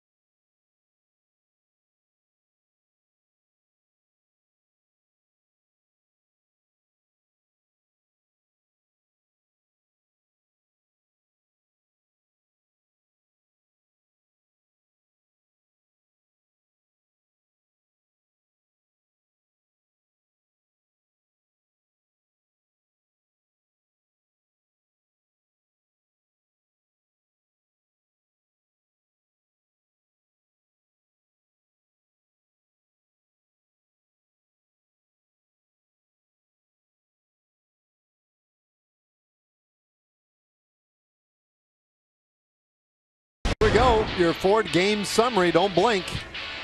Rougned Odor, second pitch of the game. See ya. His 4th home run of the season. Hey, Rangers feeling great, leading 1-0 before this thing even started. And yeah, that's it. That's the whole thing. In part because Martin Perez battled through 5 scoreless innings. Gave way to Wilhelmsen, put up a scoreless 6th, and now into the Blue Jays bullpen we go. Jesse Chavez is on for the 7th inning.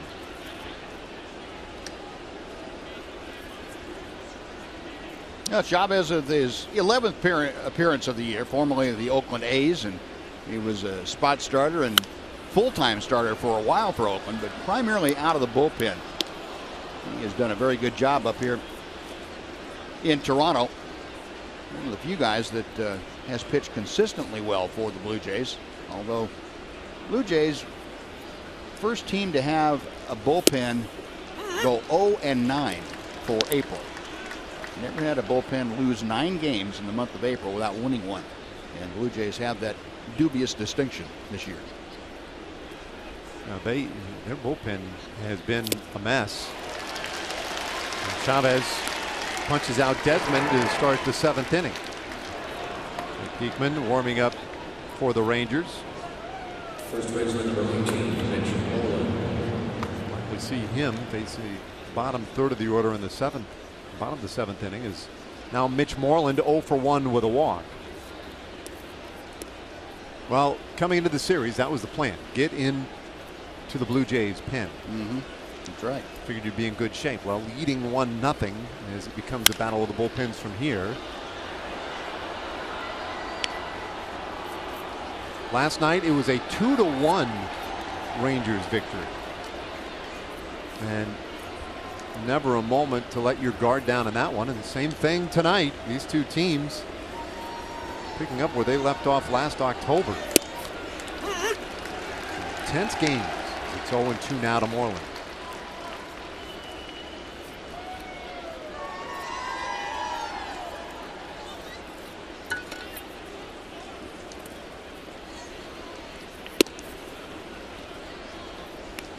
Everything away right now from Chavez. Trying to get Moreland to go out after one. Elvis Andrus waits on deck.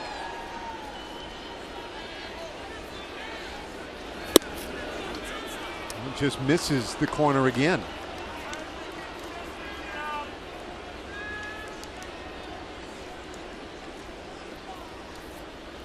Chavez, not very big, 6'2", 173. And a curve runs the count full. Southern California kid, 32 years old now, no longer a kid really. Came up with the Pirates back in 2008. Payoff pitch. And there you go. Base runner for the Rangers. There's a walk to Moreland. Certainly has Chavez a little upset. Mitch has done a good job with that too, even though the batting average isn't where he would like for it to be. Moreland still getting on base, taking a lot of walks. Lately he has really been efficient at that.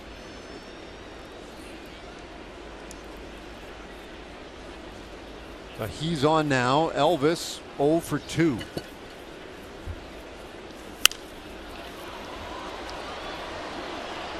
Souvenir for the folks here in Toronto.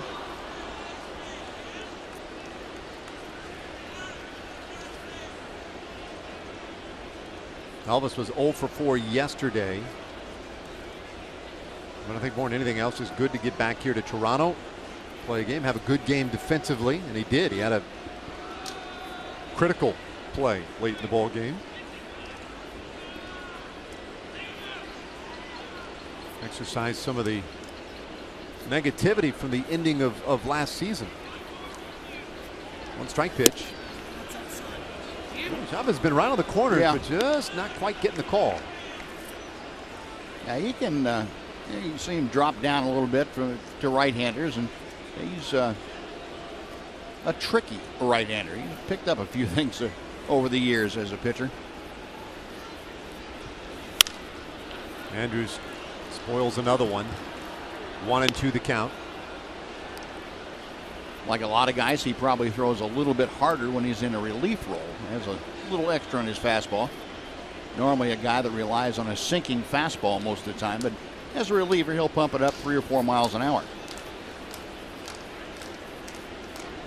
Here's his 1-2.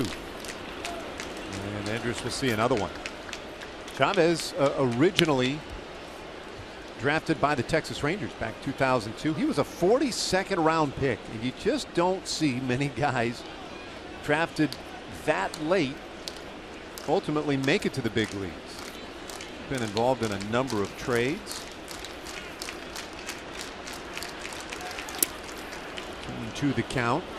Well, he's pitched for Pirates and Braves. Had a run with the Kansas City Royals.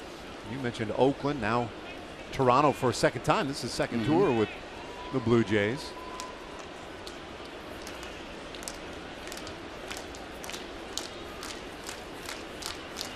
Moreland at first, and the 2-2.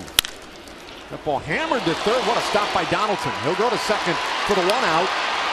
But Andrews beats out the relay. Wow, another great defensive play by Donaldson. Now at the hot corner.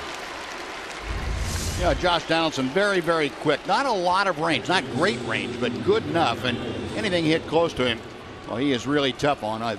Unbelievable that they could even think about turning a double play. And that ball coming off the bat. But Donaldson did a great job getting it to Barney. So 2 gone now, but better speed over at first. It's one thing Elvis mentioned yesterday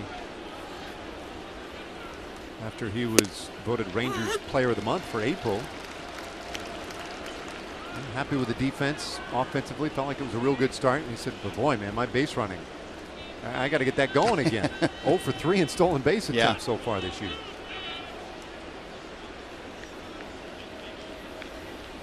One strike offering, and Nicholas in a whole 0-2. Left-hander doubled in the second and just missed in the 5th inning. And flew out to center field. A couple of good swings today, though.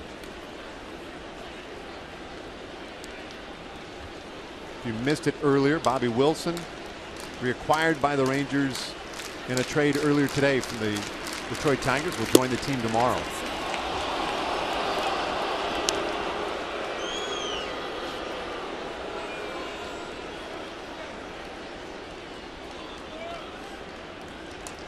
Well, Chavez's intentions have been very clear. He's trying to put that fastball in the outside corner over and over again. A lot of guys that were able to do that consistently made a pretty good living in this game. Well, back in the day, you might have missed it once. Maybe it doesn't get called twice. But if you kept going there, you could eventually work that umpire out there with it. Sure could. You can't anymore. Or at the very least, it's rare. 1-2. Runner going. Throw down to second. Not in time. Andrus gets his first stolen base of the season.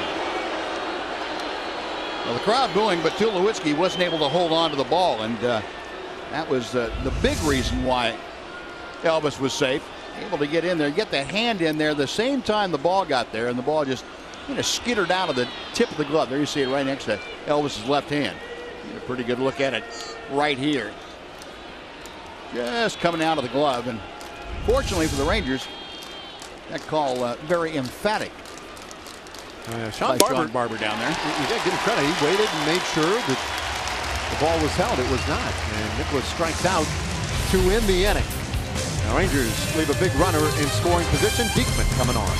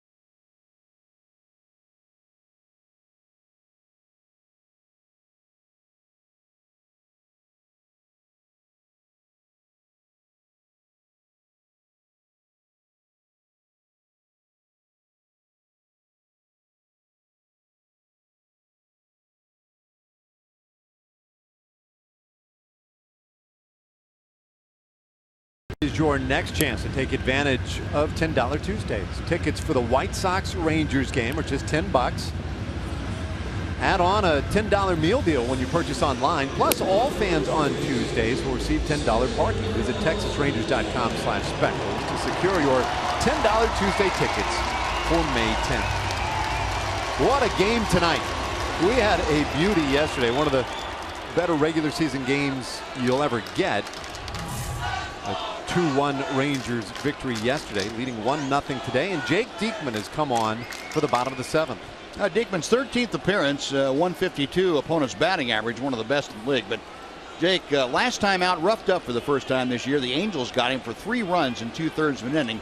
First time he'd given up an earned run all year long. So he has been lights out as he faces the Blue Jays.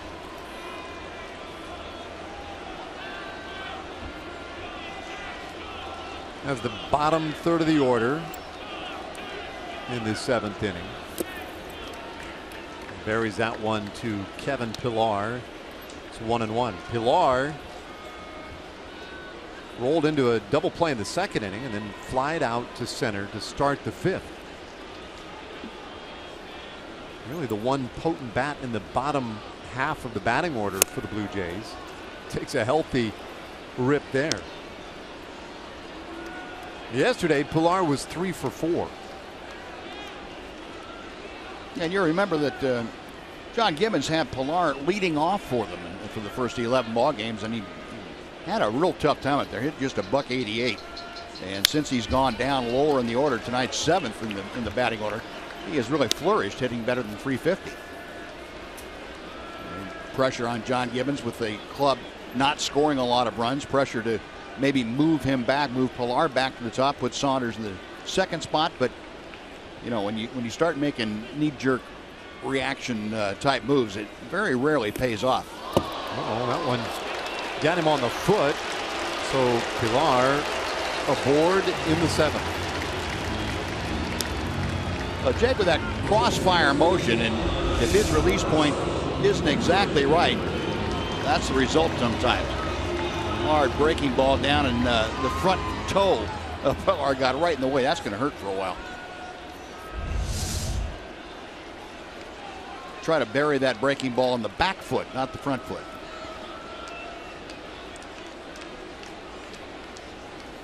Pilar, a couple of stolen bases this year in 3 attempts. Russell Martin, a base hit in the 5th inning. He jumped his average all the way up to 152. It has been a real struggle for him at the beginning of the year. 2-0 though.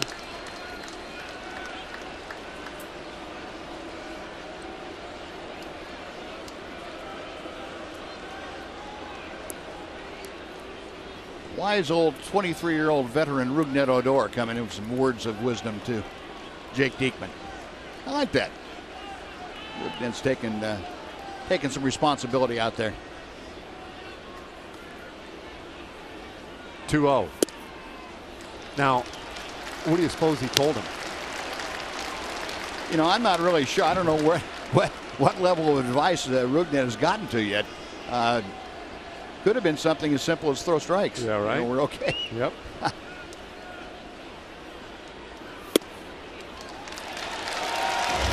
Well, a tough start to this one. Hit batter, now a walk to the 7th and 8th place hitters. Let's check in another Chevy game break. Back to the studios with Aaron Hardigan.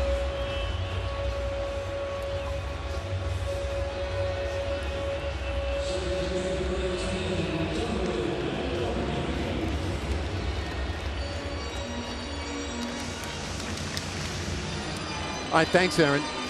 And that's one of those series that actually stands out on the league schedule because neither of those teams can afford to lose any more games, and yet one of them is going to.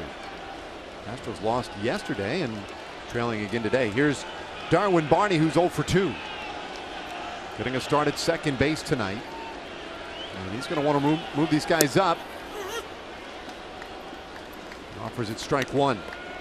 Now you wanted him to butt that ball. The Rangers had the wheel play on with Andrus going over to the third base. Tony Barnett getting loose in the bullpen, but both Beltre and Moreland charging down, and they would have had an easy play, especially on this turf, had that ball been bunted by Barney. Would have had the force at third base with not a problem. And Barney, I'm sure if he sees that again from his time in the National League especially, he'll maybe throw on a slug bunt, take the bat back, and have a hack at it. Diekman very deliberate right now as he and Nicholas exchange signs.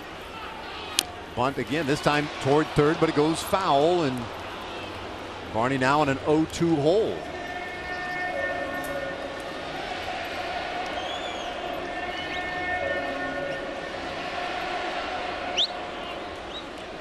That's one of those sometimes to your initial point, you think, okay, well now he can't really bunt.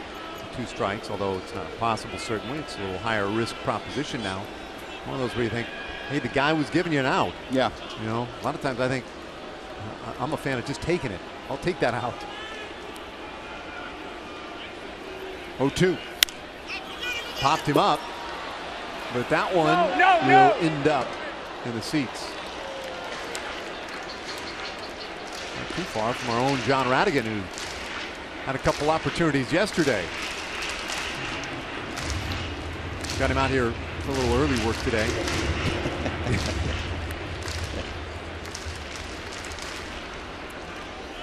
There we go. We're not hitting it, John. We got to catch it. I was ready to take a swing at it, boys. He's always ready. Just a little too out of reach. 0-2 to Barney. We'll do it again. Diekman, third pitcher of the night for the Rangers. Martin Perez went 5 shutout. Allowed 4 hits, walked 3, struck out 4. Went to a number of very deep counts, but put 5 zeros on the board. Tom Wilhelmsen, a scoreless 6th, and now Diekman. The game, though, just been fraught with trouble, it seems. Yeah, and a lot of it the Rangers pitchers doing. So, Martin had his rough spots, able to work through them. Diekman, a hit, batter, and a walk in his first 2 hitters, and put himself in a position now where even the number 9 hitter, you've got to make sure you go after him and bury him. You got the top of the order next. And you don't want to get down to 2, 3, and 4 in this order with the game on the line too often.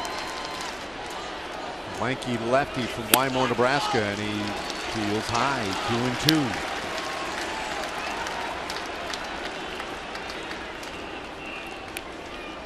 When you see he walking around the mound, some of the body language, struggling to find it. I mean, it's just not there. He's going through all the reads as far as a pitcher would go through, checking what he's feeling, make sure it's right. Full count. That little head shake, muttering to himself. It's so much tougher for these guys out of the pen. They just don't have the time to tinker.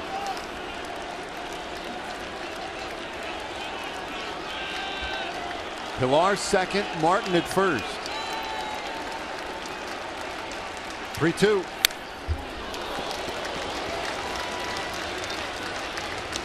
Well, that was part of the book on Jake Diekman when he came over from the Phillies to the Rangers last year, is that control was his main problem. We never saw any of that last year. Going down the last 3 months of the season, he was lights out as far as throwing strikes. But it rears its ugly head at the least opportune moments, and this is one of them.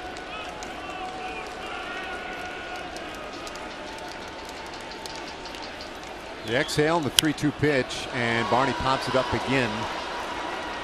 Well, he is really making Diekman work.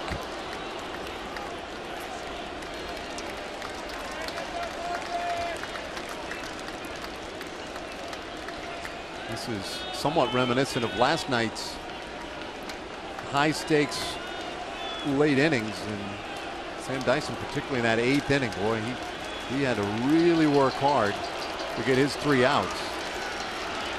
10th pitch of the at bat, and there will be an 11th.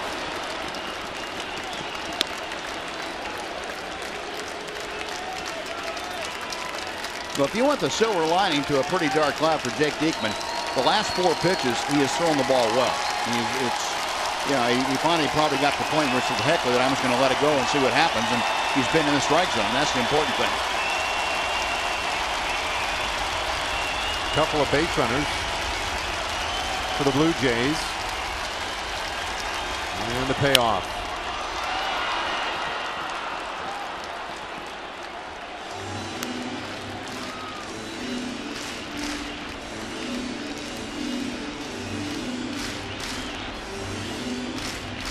Bad news, you have the 2 base runners out there. The good news is if he could get Barney to bounce one to an infielder,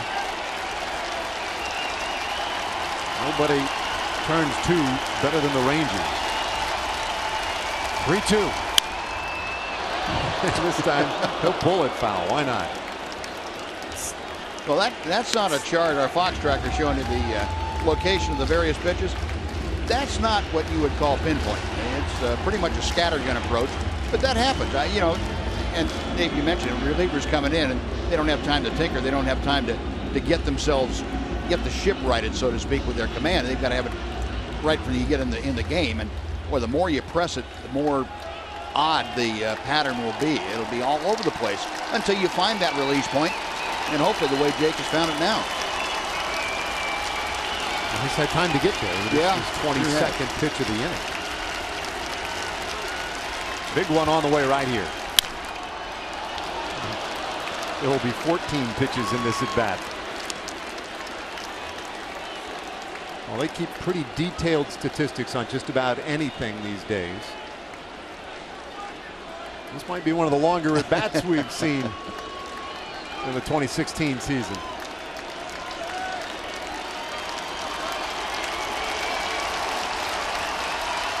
The 14th pitch of the at bat.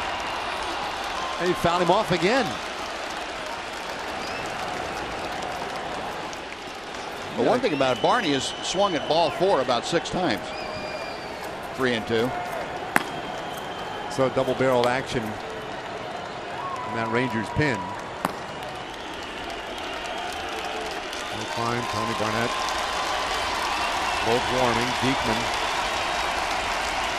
He's invested plenty in this one. Here it comes. Got him looking. Oh, man. What an at-bat and what a win for Jake Diekman. Well, after all those pitches, and on 3-2, he finally got things down. Barney helped him out a little bit by swinging some tough pitches. But Jake finally got to the point where he got tired of throwing pitches and having fouled off. But he also got enough confidence in that breaking ball, in his release point, to go ahead and throw a breaking ball. And that was the best pitch he threw in the entire at bat. He was under control, good mechanics, let go of the ball. He had extended toward the target with his hand and got the perfect pitch for the strikeout. How much of this conversation right here is instruction from Doug Brocail, and how much of this is just, hey, dude, you just threw 15 pitches to that guy. I'm going to let you get a 30-second break. A little bit of both. It's it's important to. I think Doug went out there to reinforce what we were just talking about. Hey, you made a good pitch, you got him, you battled back. Forget about the hit batter, the walk. Pay that no attention. You're a different pitcher now than you were at the start of this inning. Go ahead and execute, get Saunders, and we'll take our chances from there. Now, if we could just get that ground ball, no harm done. Rangers have dodged so many bullets in this one tonight, leading 1-0 in the last of the 7th inning. Got to be careful, though, because Saunders is hitting over 300 against left-handers this year. Boy, that one barely missed the strike zone. I mentioned earlier that Sam Holbrook is usually somewhat generous on the bottom area of the strike zone. Not that time. That's a tough miss.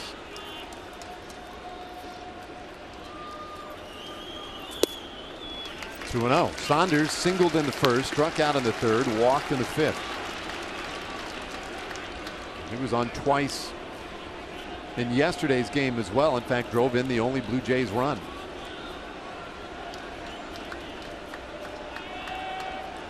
Pilar was hit on the foot to open the inning. He's now at second following the Russell Martin walk. Bouncer toward first, just foul.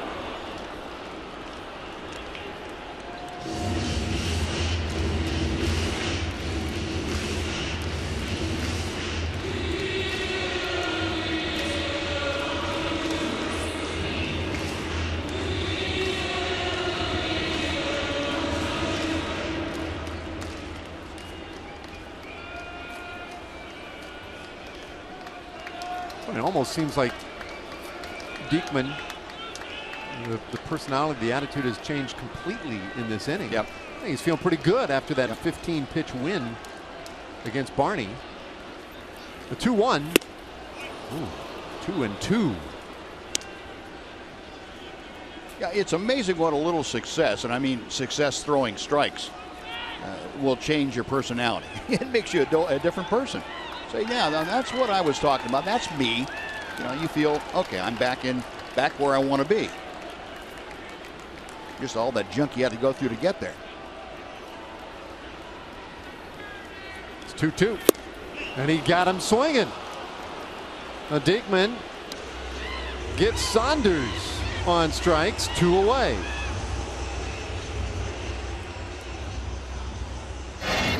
Here's tonight's Jimmy John's delivery of the game. Remember this at bat? Donaldson to end the 5th inning. And that was an extended battle for Martin Perez. That at bat stands out. now along with the Darwin Barney at bat. Jake Diekman is done. After getting a couple of big strikeouts, he'll give way to Tony Barnett. We'll tell you about him in just a moment.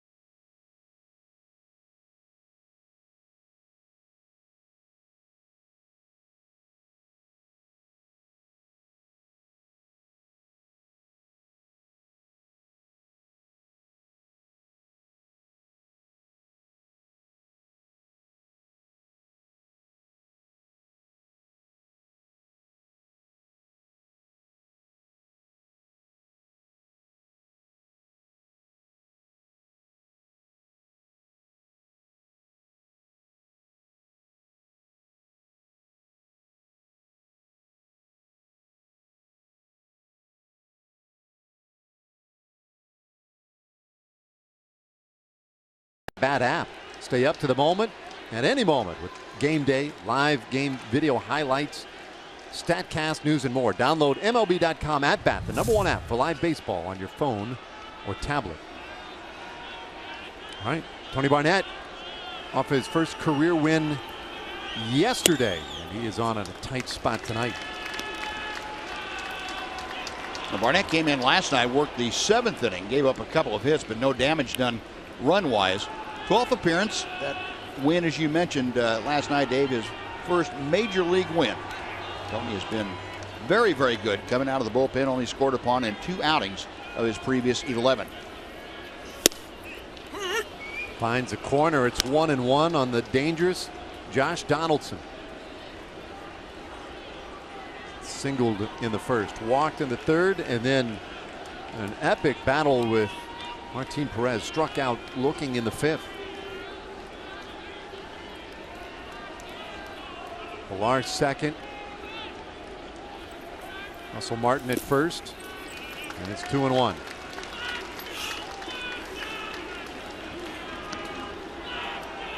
Only run of this game came on the second pitch of the game. Rougned Odor yanked one into the corner in right field. Solo home run, his 4th of the year. See that shift on the infield for Donaldson.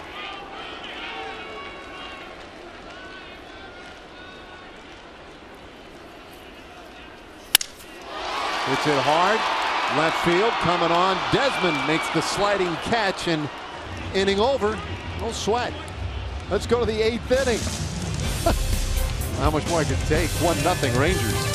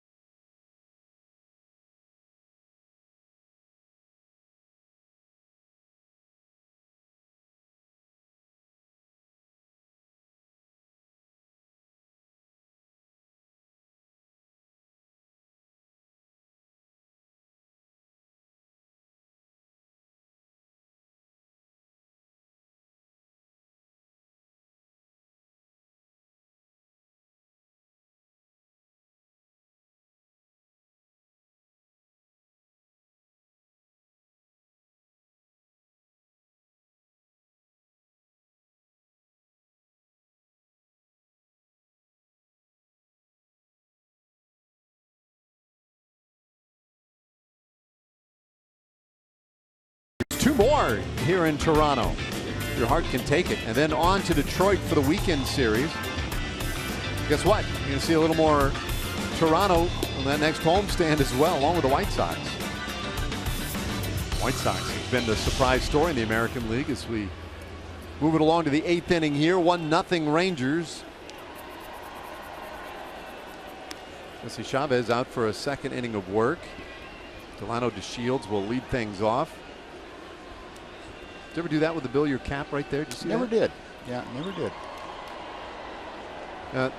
Not that cap, that one right there, Yeah. the Adidas cap. I mean, Yeah, never got mine to do that. takes some real work. See, now it might accidentally happen to a ball cap, right? And you'd pull it out of the closet. Right. And that's the day where you say, well, I guess I'm just not wearing a cap today. I think he did that on purpose. Shields sends one down the right field line and slicing away into that corner. Makes it 0-2. Wait a minute. Boy, that guy's bill might have been turned up just a little bit too. It's an epidemic. So no longer is the iron flat even enough. You gotta flip it up just a little bit there. Ooh, nice pitch. And DeShields down looking, 1 away in the 8th. Chavez pretty much a master of that fastball. When he gets it going, he can make it move both ways. He can also paint on each side of the plate with it. Looks like he's done. Got the strikeout of DeShields, and now with the lefties coming up, John Gibbons goes to his bullpen. 8th inning in a 1-0 game. We'll be back.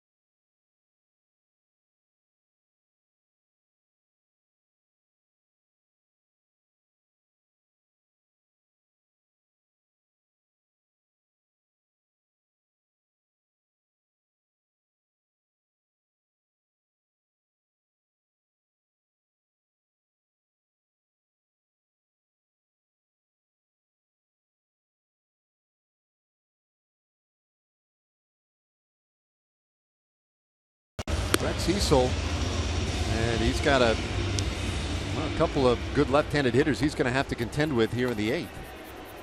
Now, Brett Cecil, the most worked of the relievers for the Blue Jays, and also the guy that's taken the brunt of the losses down there. 0-5 for Cecil, a very unsightly 5.59 ERA and 9 2/3 innings. You know, 14 hits and 7 runs, 6 of them earned, but that is not a typical Brett Cecil line.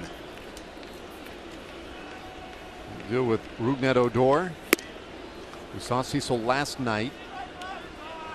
He came in the 8th inning to face Mitch Moreland and got him to pop up to 3rd. And that was it. Odor 1 for 3 with the only real offense tonight for either team. It's this one hard and through into right field. Base hit for Odor, and the Rangers have a very big base runner on in this 8th inning. A good job by Rougned. He got a mistake from Cecil. A hanging breaking ball stayed in the hittable area, and Odor did not miss it. Tyler Dyson getting ready for the bottom of the 8th inning, and he'll have his nemesis again, or at least we make him out to be the nemesis, Jose Bautista. Yeah, that got everybody into it last night, didn't it? Yeah, it did. Pretty crazy. There's Nomar, and Mazara sneaks that one up the middle, and everybody is safe. Great diving stop by Tulowitzki, but not much you could do with that. 2 lefties, and now 2 base runners against Cecil. Well, Mazara, again, against a tough left-hander, and he's still able to have a pretty good at-bat. Gets the ball in the only area on the infield where you're going to get a base hit, because that's a pretty solid infield. Normally you hit it on the dirt and somebody there's going to make a play on it, but Tulowitzki just not able to get it done, and that'll do it for Brett Cecil. Givens takes the baseball. Adrian Beltre coming up for the Rangers, and yet another reliever coming on for Toronto. Be back in a moment.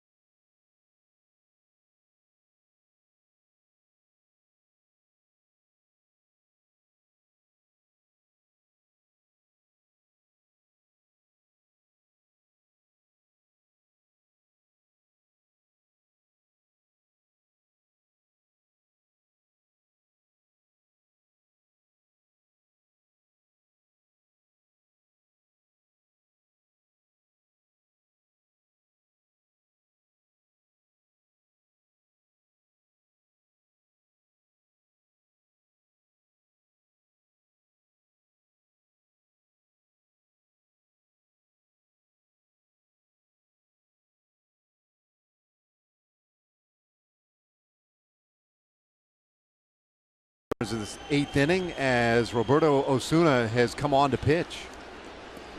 Well, and this is the guy that the Blue Jays really rely on. He's the closer, and at 21 years of age, he pitches far beyond his years of experience. He has picked up an awful lot. He's got a great arm, a good fastball, a good hard breaking ball, and he is not intimidated at all by any situation that he comes into. Youth against experience here is Beltre, 37 years old. Takes ball 1. Hitless so far tonight.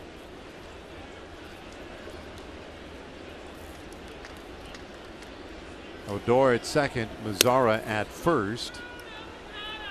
After back-to-back hits off the struggling Brett Cecil. Osuna, he was pitching in the Mexican League when he was 15 years old. Yeah, isn't that something? So still very young, but a lot of professional experience under his belt.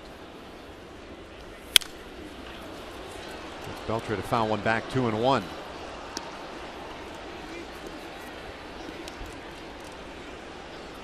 Now just another big base hit this inning by Mazara down there at first base. And after the game yesterday, Jeff Bannister referred to him as the Big Chill. The Big Chill. And that is that is a great nickname for him. Turns out he was given that nickname last year. And as that one got around a little bit today, I think it's apparent that is going to stick. Yeah. He is now the Big Chill. 2-2 to Beltre. You can understand why. We were trying, you struggle to describe just how cool he is, level-headed for his very young age, 21. He's the Big Chill. 2-2. Beltre down to a knee, pops it up. That's a tough spot, though. Out on it is Barney, makes the basket catch. Odor trying to advance to third, and they'll run him down. Another one of those odd double plays. It goes 4-5. Everybody's cool. Odor, though, caught in another base running mishap for the Rangers. They still lead by 1.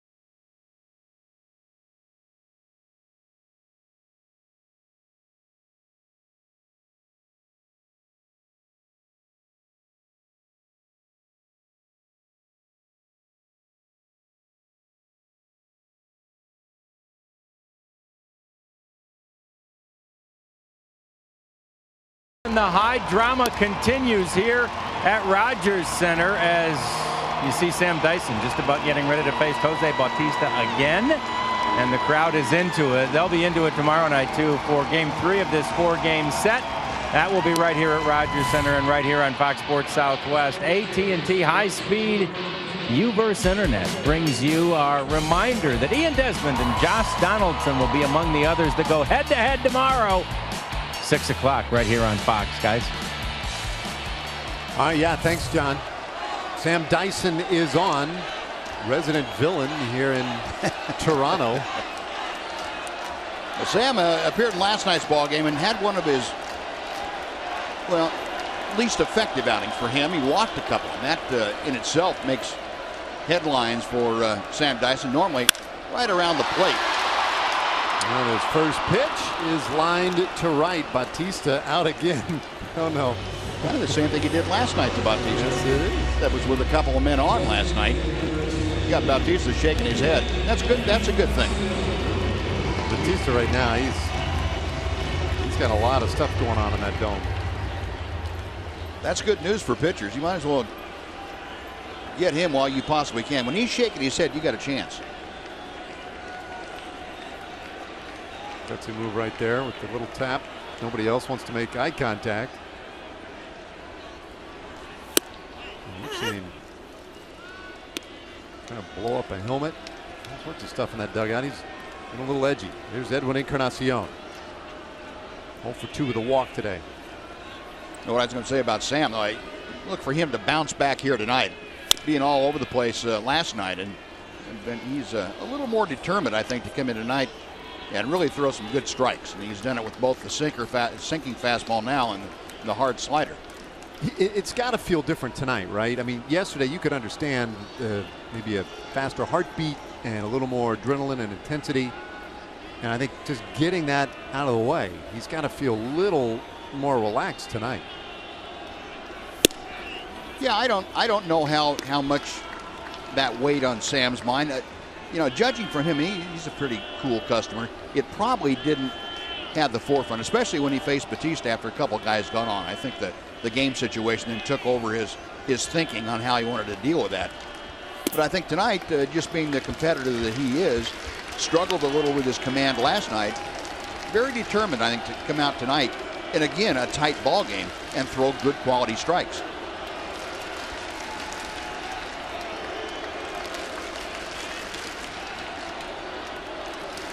Two and two to Encarnacion.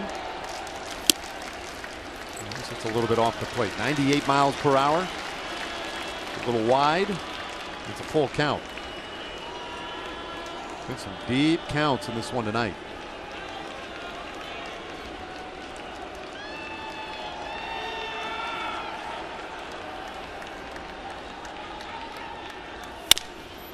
Encarnacion with a weak tapper right to Odor. 2 away.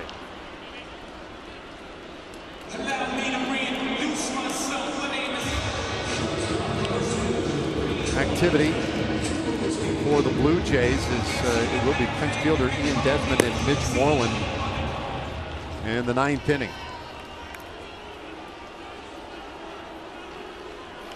Rangers have used 5 pitchers so far tonight. The Blue Jays have used 4, most recently their closer, Roberto Osuna. Dyson will strike to Tulowitzki to get things going. 2-1 yesterday. Rangers with a heart-stopping victory to open this series. And now this one tonight, 1-strike pitch. And Dyson puts Tulowitzki in an 0-2 hole. Back-to-back 97-mile-an-hour sinkers on the outside corner at the knees. That'll make a hitter look back at the umpire and say, "You sure? Really? If that's a strike, I might as well go back and sit down." Exactly. 0-2. Put a little extra on that one at 99. Got away from him a little bit. 6'1", 205 pounds. Dyson, 27 years old. He's creeping up on that 28th birthday a little later this week.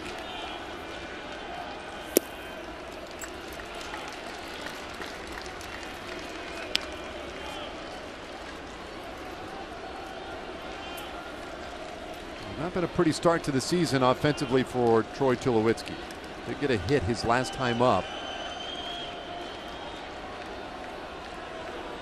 Hitting well under the Mendoza line into the 2nd month of the season. 2-2 pitch. Got him swinging. 98 miles per hour. Dyson with a 1-2-3 8th inning. We're off to the 9th.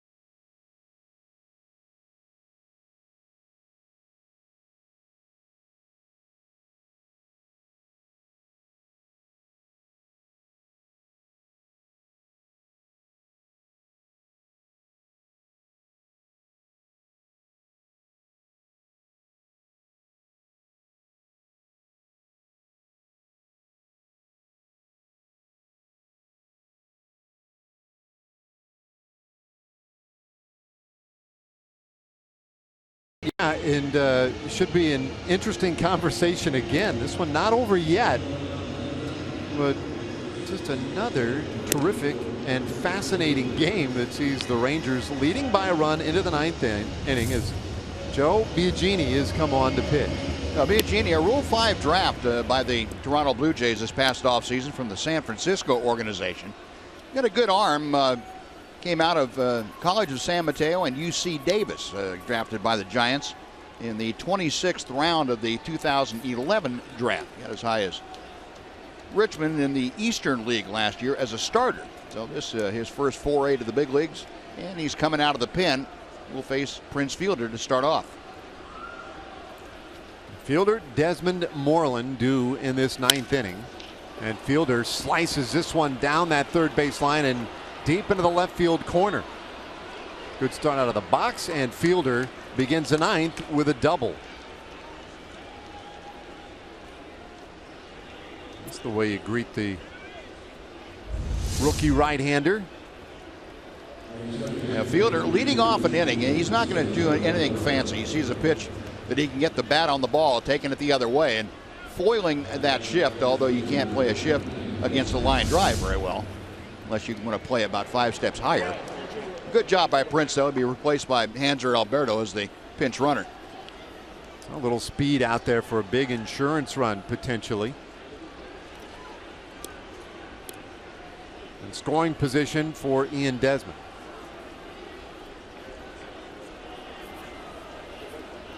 Be a big run to get home in this inning. Get a little bit of insurance. Tight ball game last night, 2-1. Just 1-0 here tonight. Desmond 0 for 3. And he's up there hacking. He was trying to hit that ball to the right side. He knows what his job is. And Ian, very, very good baseball IQ, as they say. John Tollison, also a very good baseball IQ. He's getting ready for the bottom of the ninth. And Desmond knows his job is to hopefully drive him home, but at least get Alberto from second to third. 1-1 to count. Tollison with a league best 9 saves under his belt. Got the save yesterday, and provided this one stays close enough, have a chance for number 10 in the bottom of the ninth. Desmond shoots another one foul. This one almost going to the upper deck.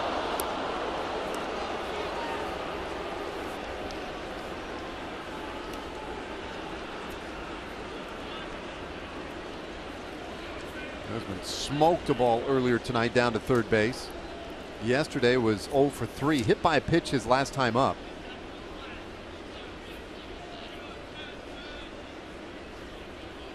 Some good swings, but not much to show for it yet. 2-2.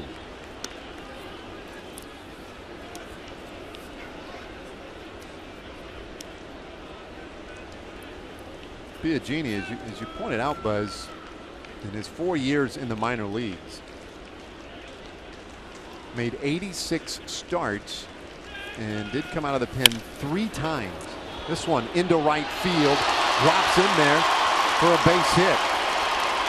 Hanser caught between second and third base. Oh, you're going to call that a catch in right field. That is going to get challenged. Not sure. Look, I feel like I saw that skip from here. Well, your eyes are a lot better than mine. I honestly could not tell. I saw Bautista got a great jump on that ball coming in, but I couldn't tell whether when he laid out. We'll get a different look at it here from the side. You should be able to tell. Yeah, that looks like a trap to me. Got it on the short hop. Yep. Good eyes, Dave. I'm impressed. Yeah, well, younger eyes. I felt like I saw that little, that little bounce, that little change of direction right before it got into the glove. I think you're right. Now the important thing is, folks in Replay Command Center that believe you. That really stinks though for Hanser, right? Because he's looking all over the field for somebody to indicate one way or the other. Right. Right. And you could see, he was looking back at Sean Barber. He's looking for anybody. Hey, just give me some sort of vindication. But he didn't get one. He's studying the scoreboard here. You watch him between second and third. He's like, I think that was trapped. But hello, anybody? Yeah. Well, I guess I'll just. Both first and second base umpires are turning and looking at each other. Yeah. As if to say, I didn't really see it. Did you? And no, I didn't see it either. I would say that's the one downside. I love the fact that umpires get together and they make sure they get it right, as we like to say. I love that. And replay has certainly helped. I'd say the one downside of that is guys are less apt to go ahead and make a call. It's like, well, we'll just get together afterward and figure it out. And it is no catch. First and third for the Rangers. There you go, a double and a base hit to start this ninth inning. Back to a point you were making, was Desmond gets that base hit, but he was just trying to shoot it to the right to advance Hanser, and that's a great reward for a really good at bat. Yeah, and you were not going to get him out if you stayed away from him. The only way you could get him out if you're Biagini is come inside to him, get the ball down under his hands, because he was, you're right, Dave, he was focused on driving the ball to the right side, even with 2 strikes. Well, Gibbons is going to bring that infield in. And they got to try and cut down Alberto. You can see it has been a bit of a struggle for the Blue Jays and their skipper, trying to figure out some way to make this work. Bouncer right to second base. Alberto's headed to the plate, and they did get him. Boy, and Alberto, he's going to ask them to take another look in the dugout.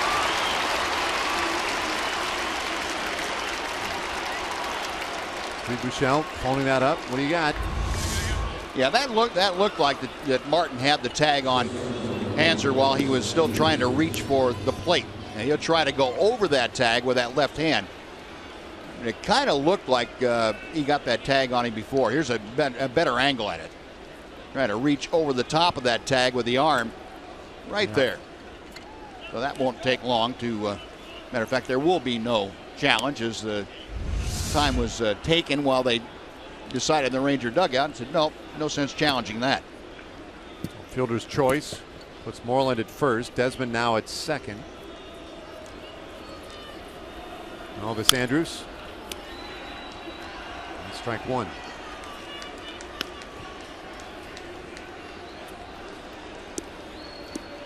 Well, there's no margin for error tonight for either team. With so many of these close plays. Yeah. Remains a 1-0 game. Now, the Rangers have kind of gotten away from something they did very well and had done very well prior to this series. That's using the big part of the field when they had a runner in scoring position or a runner at third base with less than 2 out. You've seen some outs now in this series in particular, where rolling over on balls like Mitch did, popping the ball up, not using the big part of the field, not being patient enough to wait for a pitching and drive back up the big part of the field. Look at those numbers for Elvis. Runners in scoring position. He has been clutch. In a hole here, 1 and 2.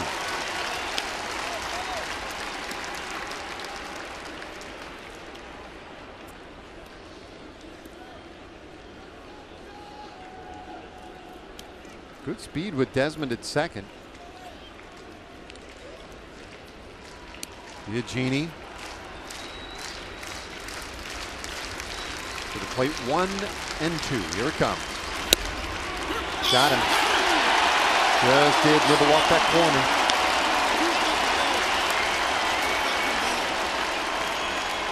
Let's say Elvis not in agreement. Biagini got that comeback fastball, and that's never going to look like a strike to a hitter. You see it off the plate outside, but it had some pretty good tailing action, and that call can go either way. Pitchers get that call sometimes, hitters get that call sometimes, but as a hitter, you're never going to think that came back enough to get the plate. Nicholas has had some good swings tonight. Double back of the second. Take strike one.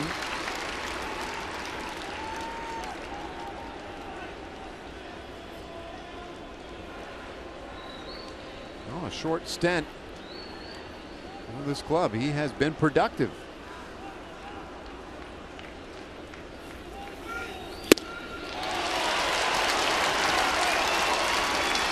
And Biagini now just one strike away from working himself both into and out of quite a jam. Started with a double. Desmond followed with a single. And then got to put out at the plate the strikeout of Andrews.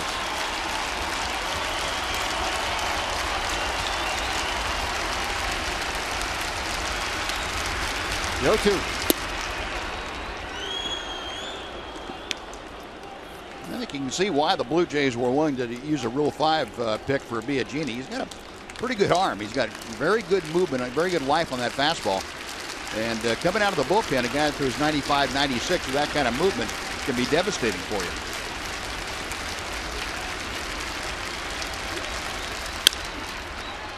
Roller to the right side. And Barney finishes off the 9th inning. Good effort there by Biagini. Last chance for the Blue Jays. Coming up, tally time as we go to the bottom of the 9th.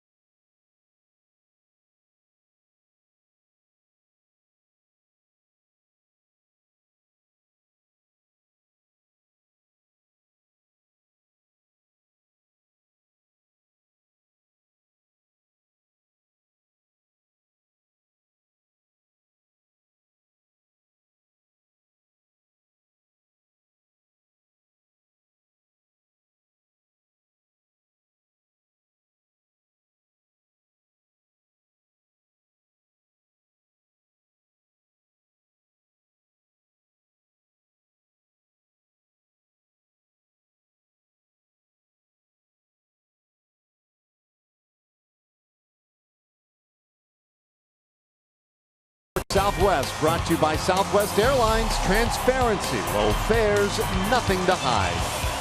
By AT&T high-speed internet. Get a deal worth talking about. Get high-speed internet from AT&T.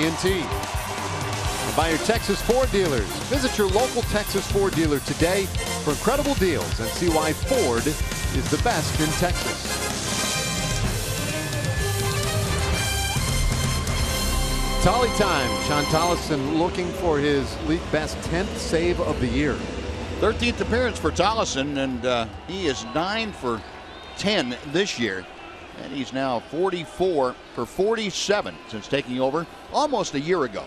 May 20th of last year, he became the full-time closer for the Rangers. Had never had a professional save prior to May 20th of last year. And now he's racked up 44 of them in 47 opportunities. Starts the inning off with strike one to Justin Smoak.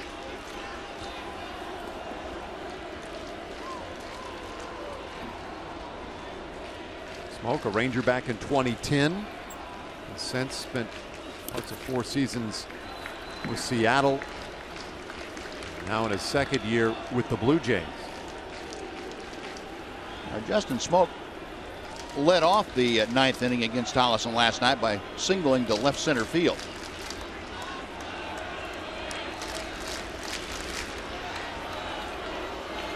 Holly's 1-1. 93 miles per hour. And Smoak was not thinking single. No. He was thinking tying the ball game up with one swing of the bat. Sort of a Blue Jays mentality most of the time. Pretty much. Must be something in the water up here. 1-2. That ball's belted. Back on it, Desmond. And we're tied.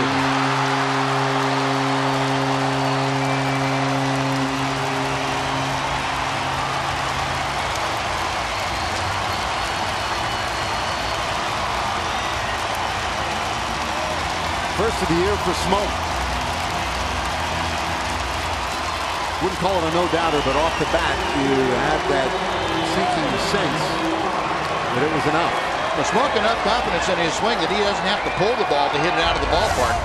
He swung through the pitch just before a fastball down and away, and Collison came back. He was trying to throw that ball up. You saw the area that Brett Nicklaus had the target. He wanted that pitch up out of the strike zone.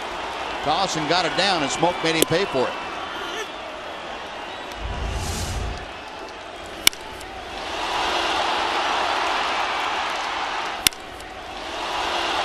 I hate that sound. Something about the acoustics of this ballpark, too. 1-1 to Pilar.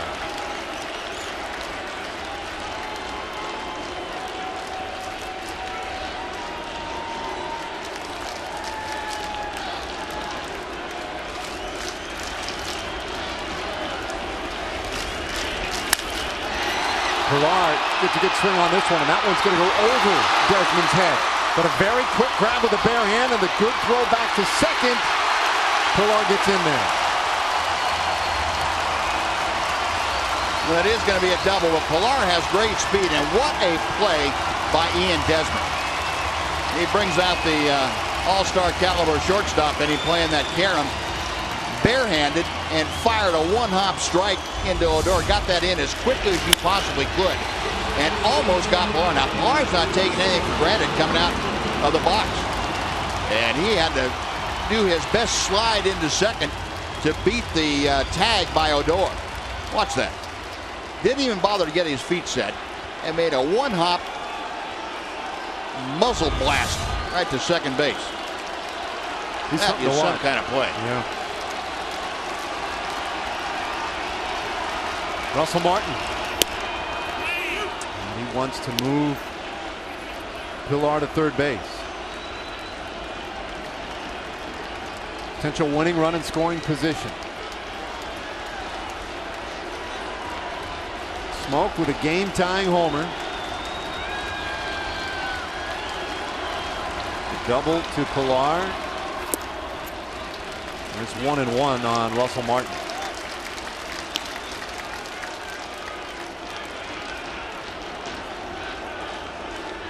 Martin had the base hit in the 5th inning, walked in the 7th inning. And though he has been troubled by some neck spasms, his look tonight anyway, like he's feeling a little bit better.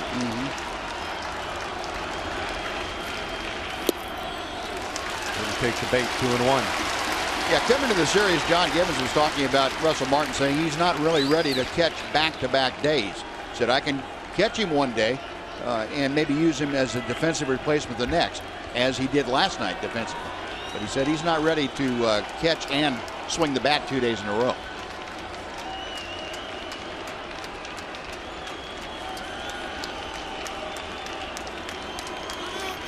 Big at bat for him right here. Time called and granted.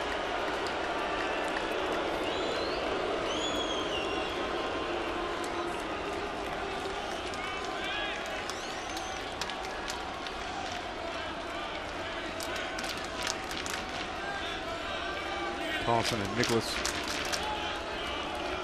having a little trouble getting together.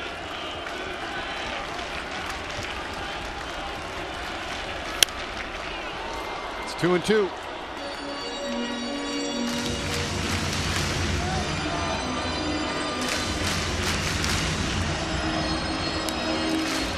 Darwin Barney's spot is next, but Carrera is in the on-deck circle, so it appears that he would hit next.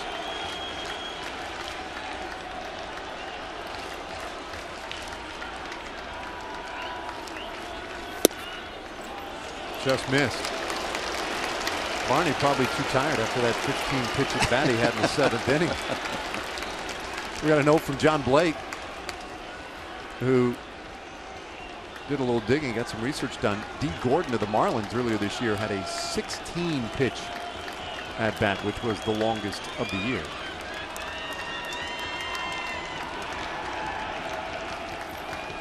Payoff pitch, and there goes Martin. Big strikeout, one away. Now the strikeout with a man on third and less than 2 out is an age-old requirement for pitching, but a strikeout with a guy on second and nobody out, just as big to me. Prevent that guy, prevent the hitter from having a chance of moving him over, and it's large.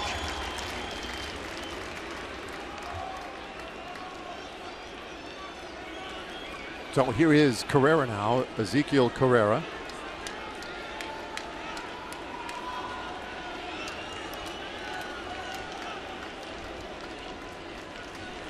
Numbers pretty decent early this season. And Carlson misses low. Carrera 28 years old.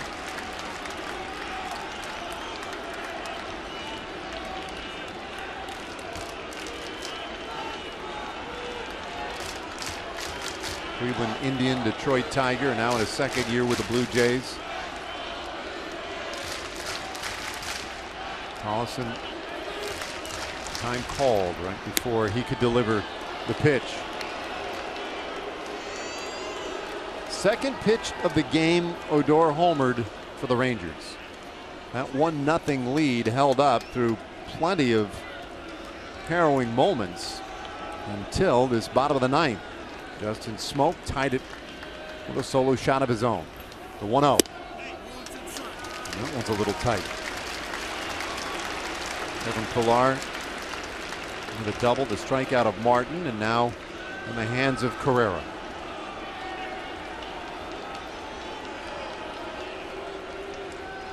And you got the Ranger outfield now playing in to put themselves in a position that they have to throw a runner out at the plate. They can. They will be in that territory.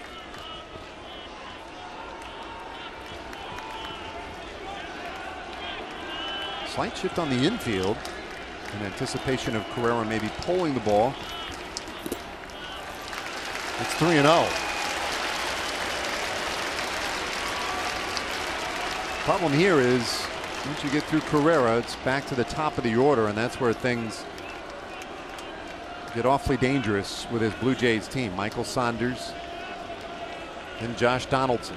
Now, you don't want to lose sight of the fact 3-0. Carrera isn't automatically a take sign here. He could swing the bat on 3-0.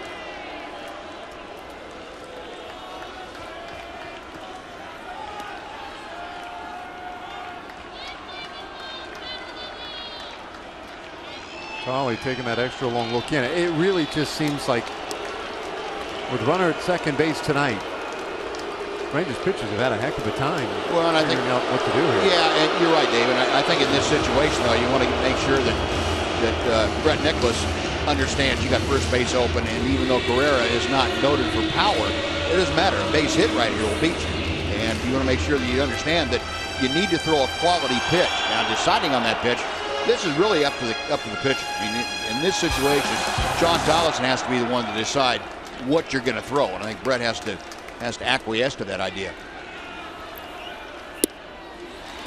So there is ball 4. Carrera to first.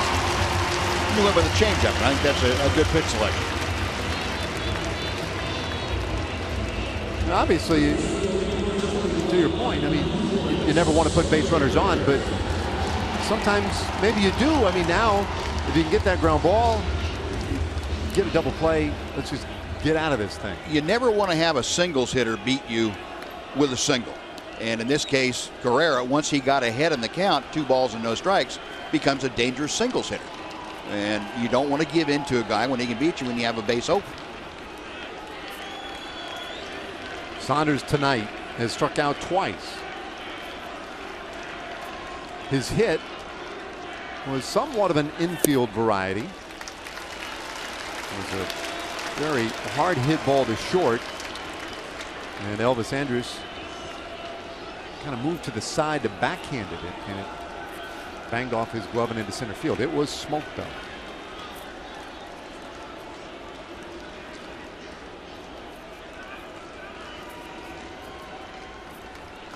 Tollefson readies in the 1-0.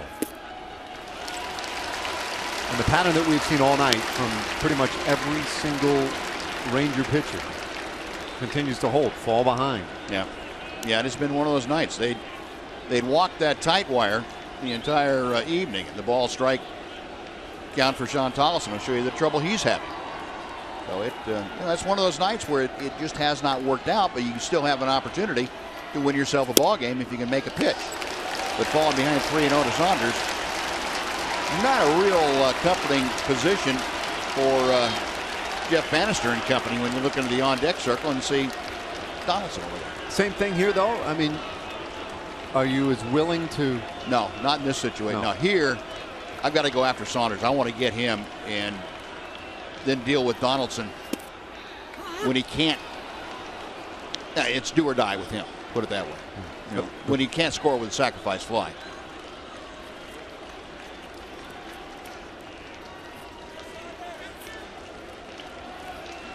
Pilar at second, Carrera first.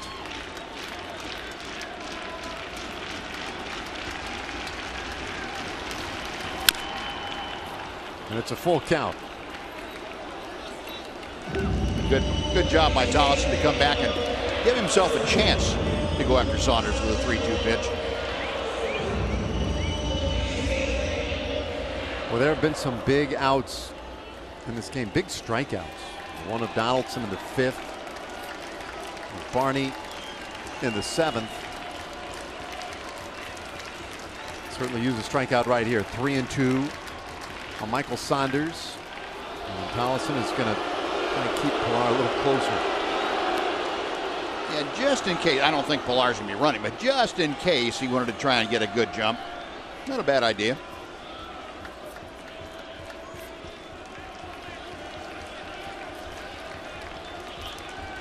Here it comes. Got him looking. Another enormous strikeout tonight for a Rangers pitcher. Wow. Again, you get to 3-2 and you can make a quality pitch and get yourself out of that big jam. That changeup from Tollefson that floated back over the inside corner completely had Saunders locked up. He could not swing the bat. And now Jeff Bannister going to go out and probably give the option to Shawn Tollefson to say, okay, do you want to go after Donaldson, or do you want to be careful with him or even intentionally walk him to load the bases and go after Bautista? We talked about Donaldson, Bautista not swinging the bat quite as well as Donaldson, but think about Bautista, he will work a walk. Donaldson, you got to go a long way to walk him. He's going to swing the bat. It was a 10th strikeout of the night for the Blue Jays. That means in 13 of 28 games this year, they have struck out double-digit times as a team. This one far from over. Boy, good pitch, but no low strike given that time by Holbrook. Ball 1 to Donaldson.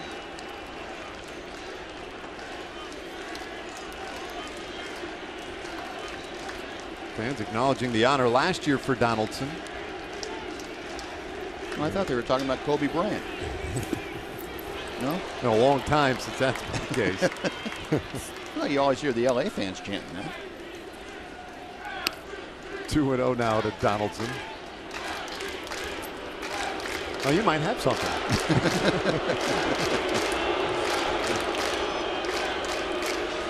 Let me throw a little something your way here, Buzz. Let's say Donaldson gets on via the walk. Let's say they just intentionally walk him at this point. You're looking at Bautista again. Right. In a really big spot. And a guy who is battling himself right now mentally. Be a great scenario. Yeah. Yep. Well, when you get behind Donaldson, 2 balls and no strikes, I would take Bautista rather than Donaldson. But as I said, Donaldson's almost impossible to walk, especially when he's in a run-producing situation. you'd have to throw it behind him several feet for him not to have a pretty good hack at it.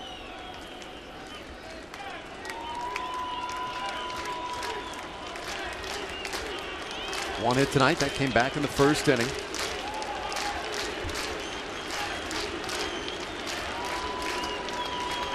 He waits on a 2-1 and it's on the way. Ball 3.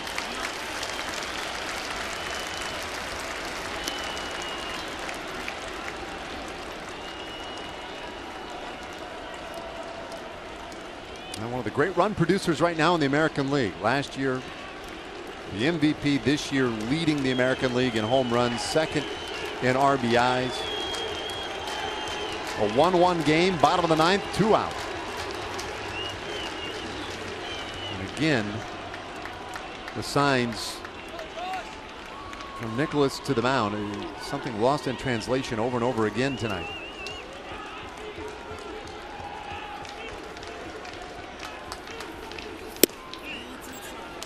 Well, that looked awfully good. Ball 4 though, and they're loaded up for Jose Bautista.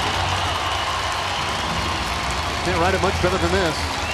No, this is considering the alternatives to what the Rangers had to work with.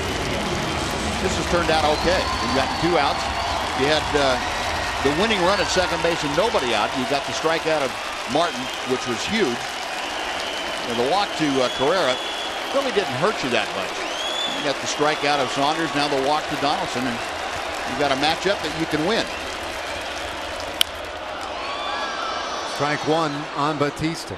And you mentioned, Dave, the frustration building with Jose Bautista. As we've seen, the pictures tonight have shown you, a great movie of a guy that really is fighting himself right now. And that's the kind of guy that, as a pitcher, you want to face in this situation. You can use that anxiety against him.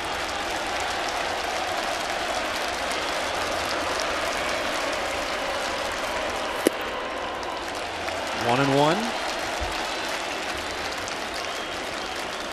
Bautista 0 for 4 tonight, but has accounted for 5 outs. Into a big double play in the first inning.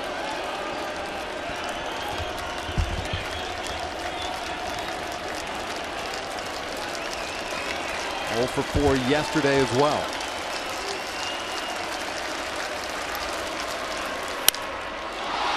This one popped up right field. The big chill is there. Inning over as the Blue Jays leave them loaded. Bautista 0 for 5 tonight, and we play on.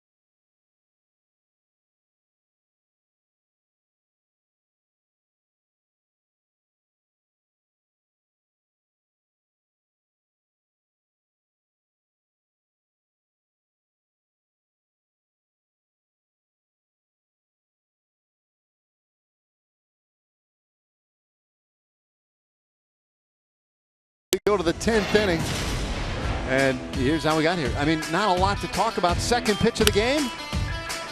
Bye-bye. Odor's 4th home run of the season. Rangers thought, hey, maybe this is the beginning of a big night. Well, not really.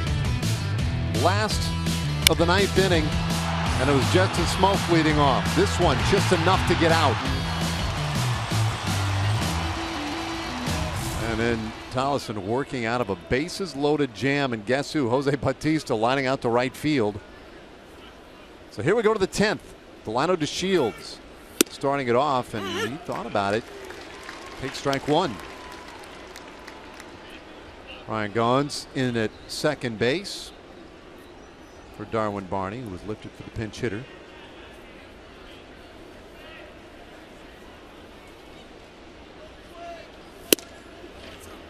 One and one.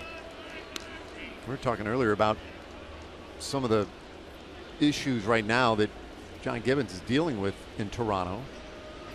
The one we haven't mentioned at all, I don't think, in the series is Chris Colabello. Yeah. Yep.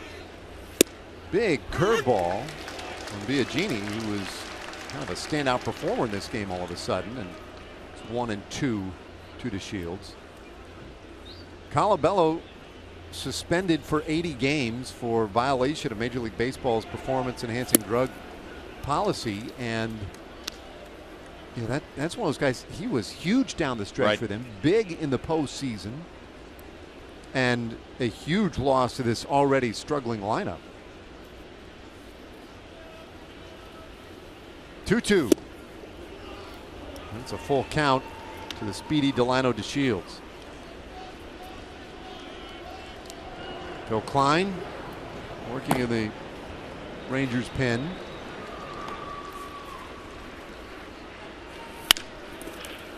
Roller third. Never easy with DeShields running, but Donaldson takes care of him for out number one.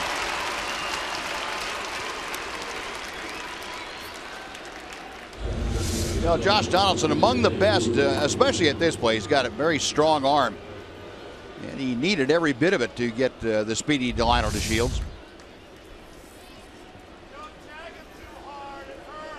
One gone, top of the order, and here's the Rangers offense.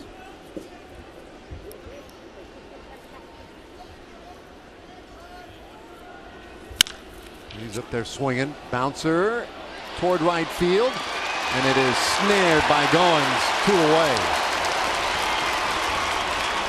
Well, that is some kind of play by Goins. My goodness. Didn't have time to get up onto his feet and make the throw. He threw while he was sliding. And they're going to hold up play here a second, get another look at it. Excellent, excellent play by Ryan Goins. And the replay crew for the Rangers said, "No, I don't need to challenge that." When you saw Goins come up with the ball out there, I immediately assumed that he was, swung way over on a shift. But he wasn't. That was pretty much straight up defense, and he really covered some ground. So 2 away, and it's up to the big chill, Nomar Mazara.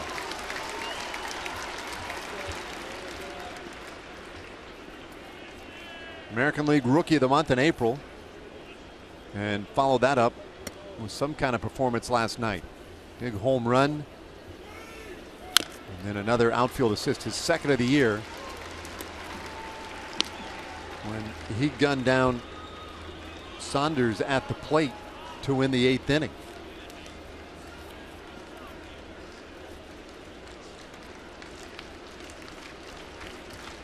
And a whole 0-2, but he has shown himself to be a very adept 2-strike hitter. And hits that one on one hop to Smoak, and it's a 1-2-3 10th inning. Joe Biagini good out of the bullpen for the Blue Jays, and they're coming up in the bottom of the 10th.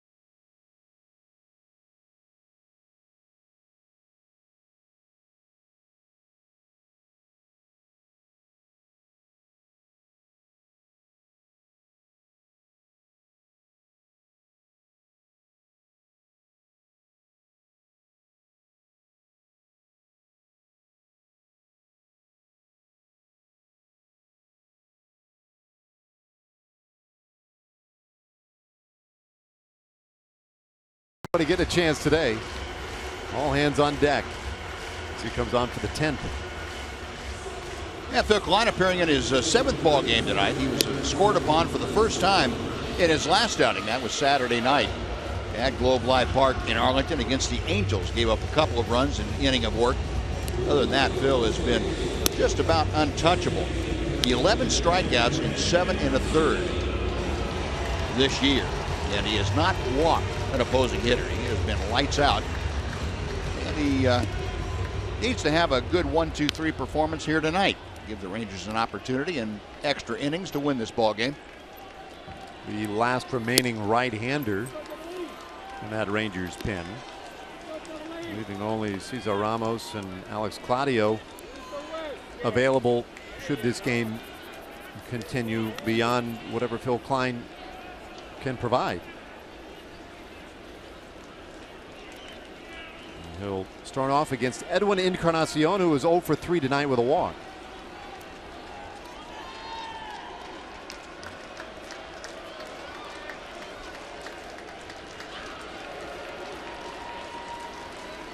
Righty on righty. And he starts him with strike 1. Martin Perez went 5 shutout innings for the Rangers. Wilhelmsen, Diekman, Barnett, and Dyson all scoreless relief. That ball hit hard into left field, base hit.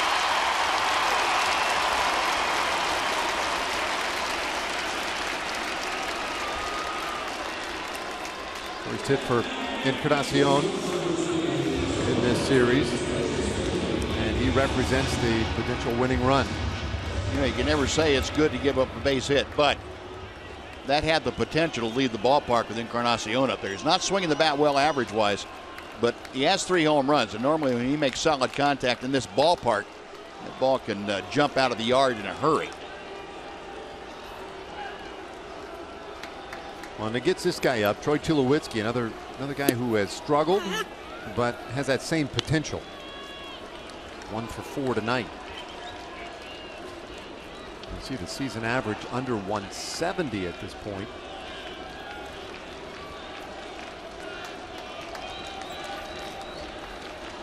Klein with a high set and pumps one in there. It's 0-2 to Tulowitzki.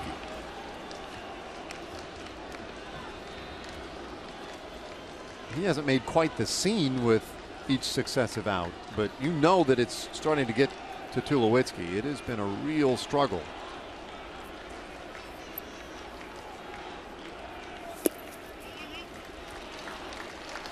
He doesn't wear it on his sleeves quite like Jose Bautista does. We've kind of rubbernecked a little bit in this series on Bautista. You can't take our eyes off him after his at-bats.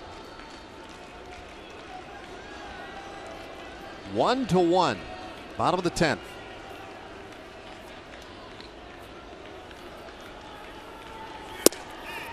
And there's another strikeout, the 11th of the game for Rangers pitching.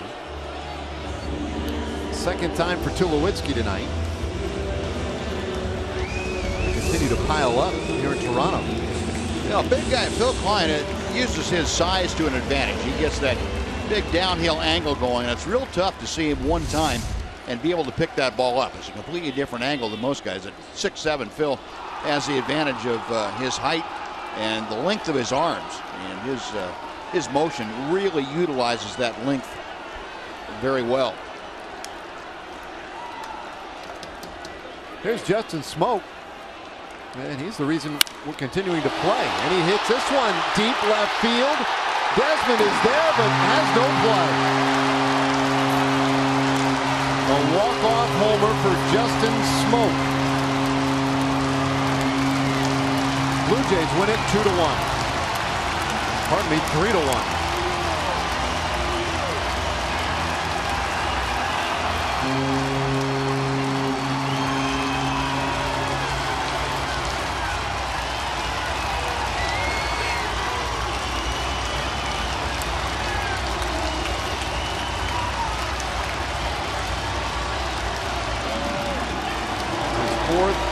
multi-homer game in his career. Justin Smoak with a solo shot to tie it in the 9th. And now this 2-run homer to win it in the 10th. Well, 2 pretty good at-bats for Smoak in that he didn't try to pull the baseball. He felt good about his swing in those 2 at-bats, taking the ball the other way, and he trusted that he had the power to drive the ball out of the ballpark. Almost exactly the same pitch that he hit for the home run off of Sean Tollison in the 9th inning. He got from Phil Klein here in the 10th. This one drove the straightaway left, the other one into left center. The same results, same swing, and not good results for the Rangers tonight.